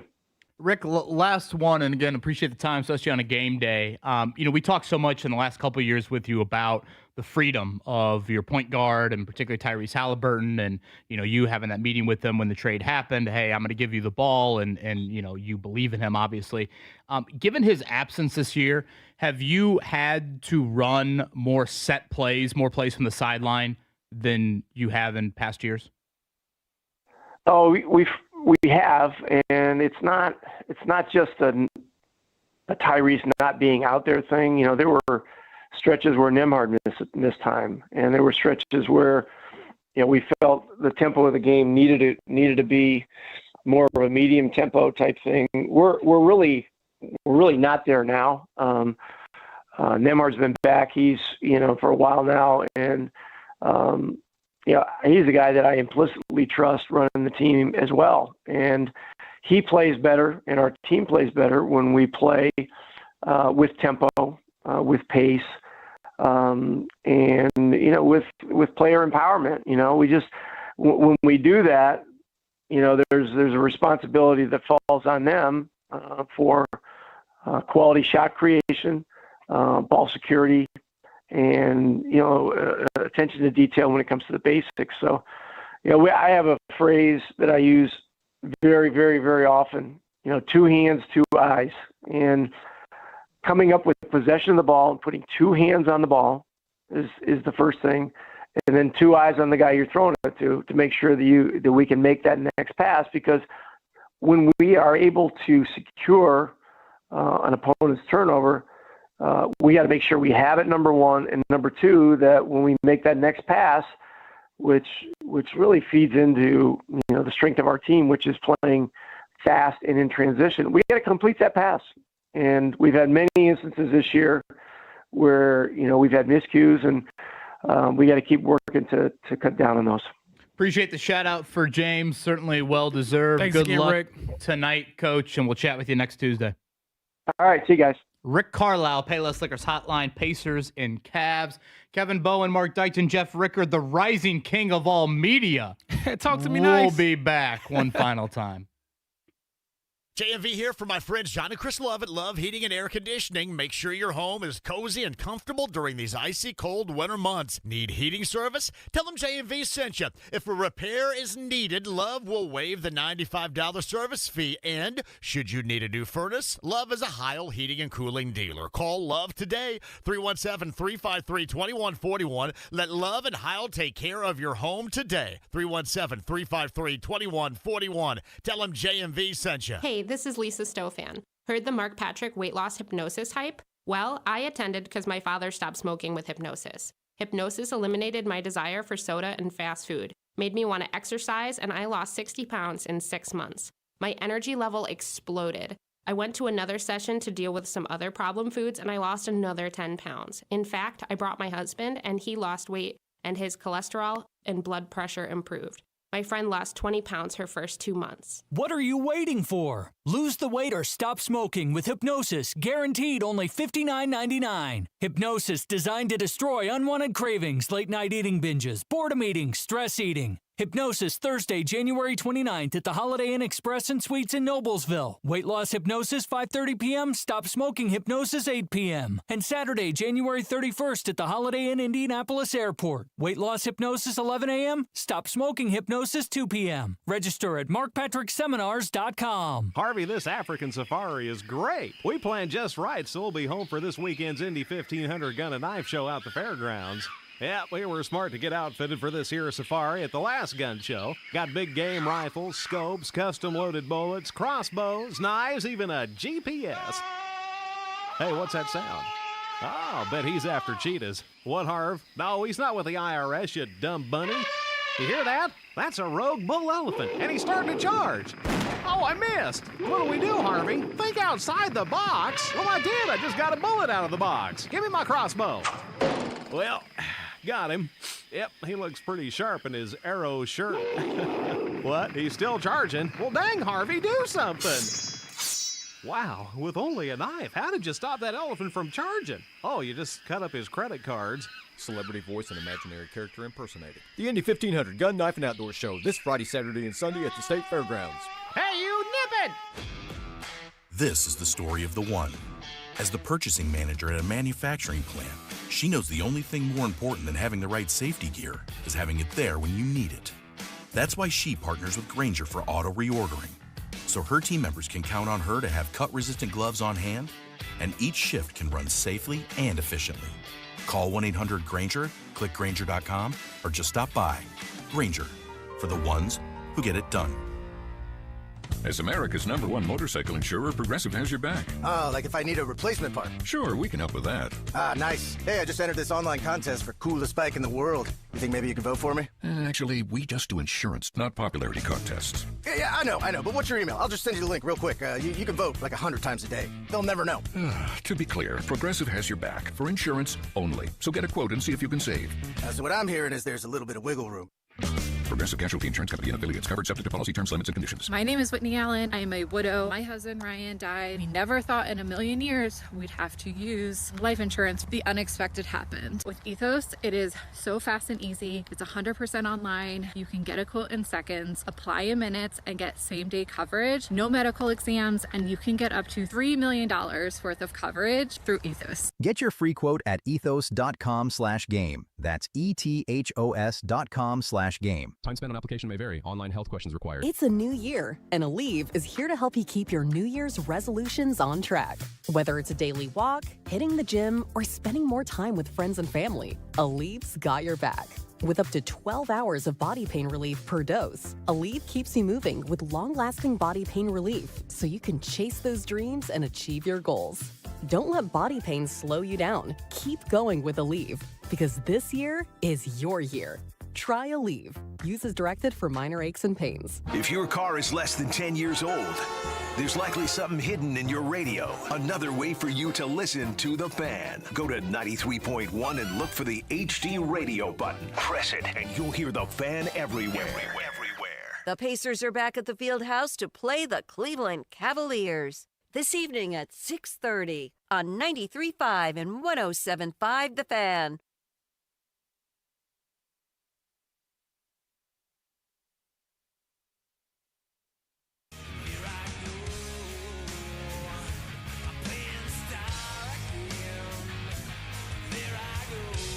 You're listening to The Fan Morning Show on Sports Radio 93.5 and 107.5 The Fan. Good morning. You just heard Rick Carlisle, the head coach of the Indiana Pacers, talking to Kevin and James about navigating his way through a tough season, a 12-game losing streak, injuries to players, a little bit of an update on Neesmith and what's going on there. And what's happening there. What was your overall takeaway from that conversation just a moment ago, James Boyd? Well, one, I'm the king of all media. I saw that. I heard that. Rising king, not the king rising. Rising king of all media. I have arrived, okay? All right. You peasants, be quiet. I saw you already updated your Twitter profile to indicate that. LinkedIn will be nice. But no, in quotes, rising king of all media. Hey, shout out to Rick Carlisle. Appreciate the shout out. But in all seriousness, I thought what he said about the mental fatigue of a losing streak was real, and having to find ways to not just be negative, because there is a whole lot of negative right now. And you can certainly go into a film room and say, here's the 100 things you did wrong, but having to balance that with giving them some sort of idea of how you can rectify it, how you can fix it, how you can obviously snap this losing streak. So we'll see how much of that translates to actual results. But I do think that is something that we might gloss over from a coaching standpoint, because it ain't just X's and O's all the time, especially when we're dealing with high-level athletes. Everyone has an ego. Everyone has an agenda. Now, collectively, usually the Pacers are a together team. I don't want to paint that picture, but there's just so many moving parts that aren't just what you put on a clipboard. You got to go out there and try to give the guys some real oomph, some real belief that they can win. I think our audience dissects the answers to Benedict Mathurin quite often with Rick Carlisle. Yeah, for sure. So if you go back to his answer, again, sounds like Ben's going to miss at least a week with that thumb injury. I would say all in all, Rick sounded fine with the season he's had, and acknowledging, a lot of it is due to injury. He appreciates him fighting through it, but he just hasn't quite looked himself. So now that gets into the debate of, we're less than a month away from the trade deadline. How do you view it? Do you chalk up Benedict Mathurin as having a banged up season? Do you not? Do you look at it, hey, our opportunity to make a move is probably only going to happen with this deadline, considering obviously he is a free agent? Are you just talking him up to talk him up here a month before the deadline? All of those, I think, are some conversations we can have as we inch closer. Thursday, February 5th, the NBA trade deadline. And I think one of the things that you can do right now is shut him down for a while, get him fully healthy, and then when he comes back, if he's healthy and he starts to play a lot better, now you have options, James. Do I want to keep this guy around and make a part of our core moving forward, or is he playing well enough that he's attractive and worth something worth getting back from somebody else? Well, that's the point that Kevin was making. Yeah. You ain't got time for all right. that. That's my question, Jeff, is how long's that window? But if he's going to miss at least a week. 2.5 weeks, maybe? Maybe. So 2.5 weeks. Are we going to just evaluate that to the nth degree? Are we going to look at a guy and be like, wait, he was our leading scorer in the most important game of our franchise's history? Do you chalk it up to injuries? Do you chalk it up to Halliburton? So I think that will be, again, fascinating to see how the next month plays out. By the way, I just housed the crispy chicken Caesar wrap from Cluster Truck. Outstanding. Big fan.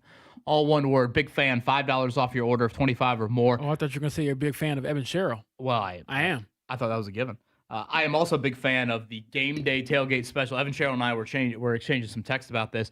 If you've got appointment football, which we've got it here coming up this weekend, do.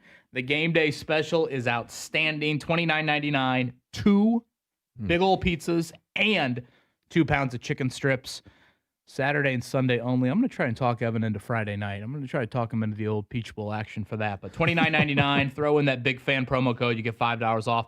It can feed a large group of people. I feel like he'll do that for Kevin Bowen, James. I feel like he might bend on that for KB. Not for Kevin, but for award-winning journalists like James Hill. Well, right. Kevin needs to call your boy. Maybe I'll you make need it to happen. call. Mark, do we have that audio in the description of James Boyd? How we have to refer to him now? Moving forward? Not at the moment. Oh, see, if it had been the other way around, if it had been negative, he'd have had that thing ready to go He already. cut the respectful question to me from Rick Carlisle ASAP, and he doesn't cut that. Man, I'll get it. We're in new buildings here. Yeah. Bring back Caleb. He would have had everything ready for us. No, I'm joking. It's the Fan Morning Show with KB, JB, and Jeff. Thanks to Rick Carlisle, as always, coming on every week.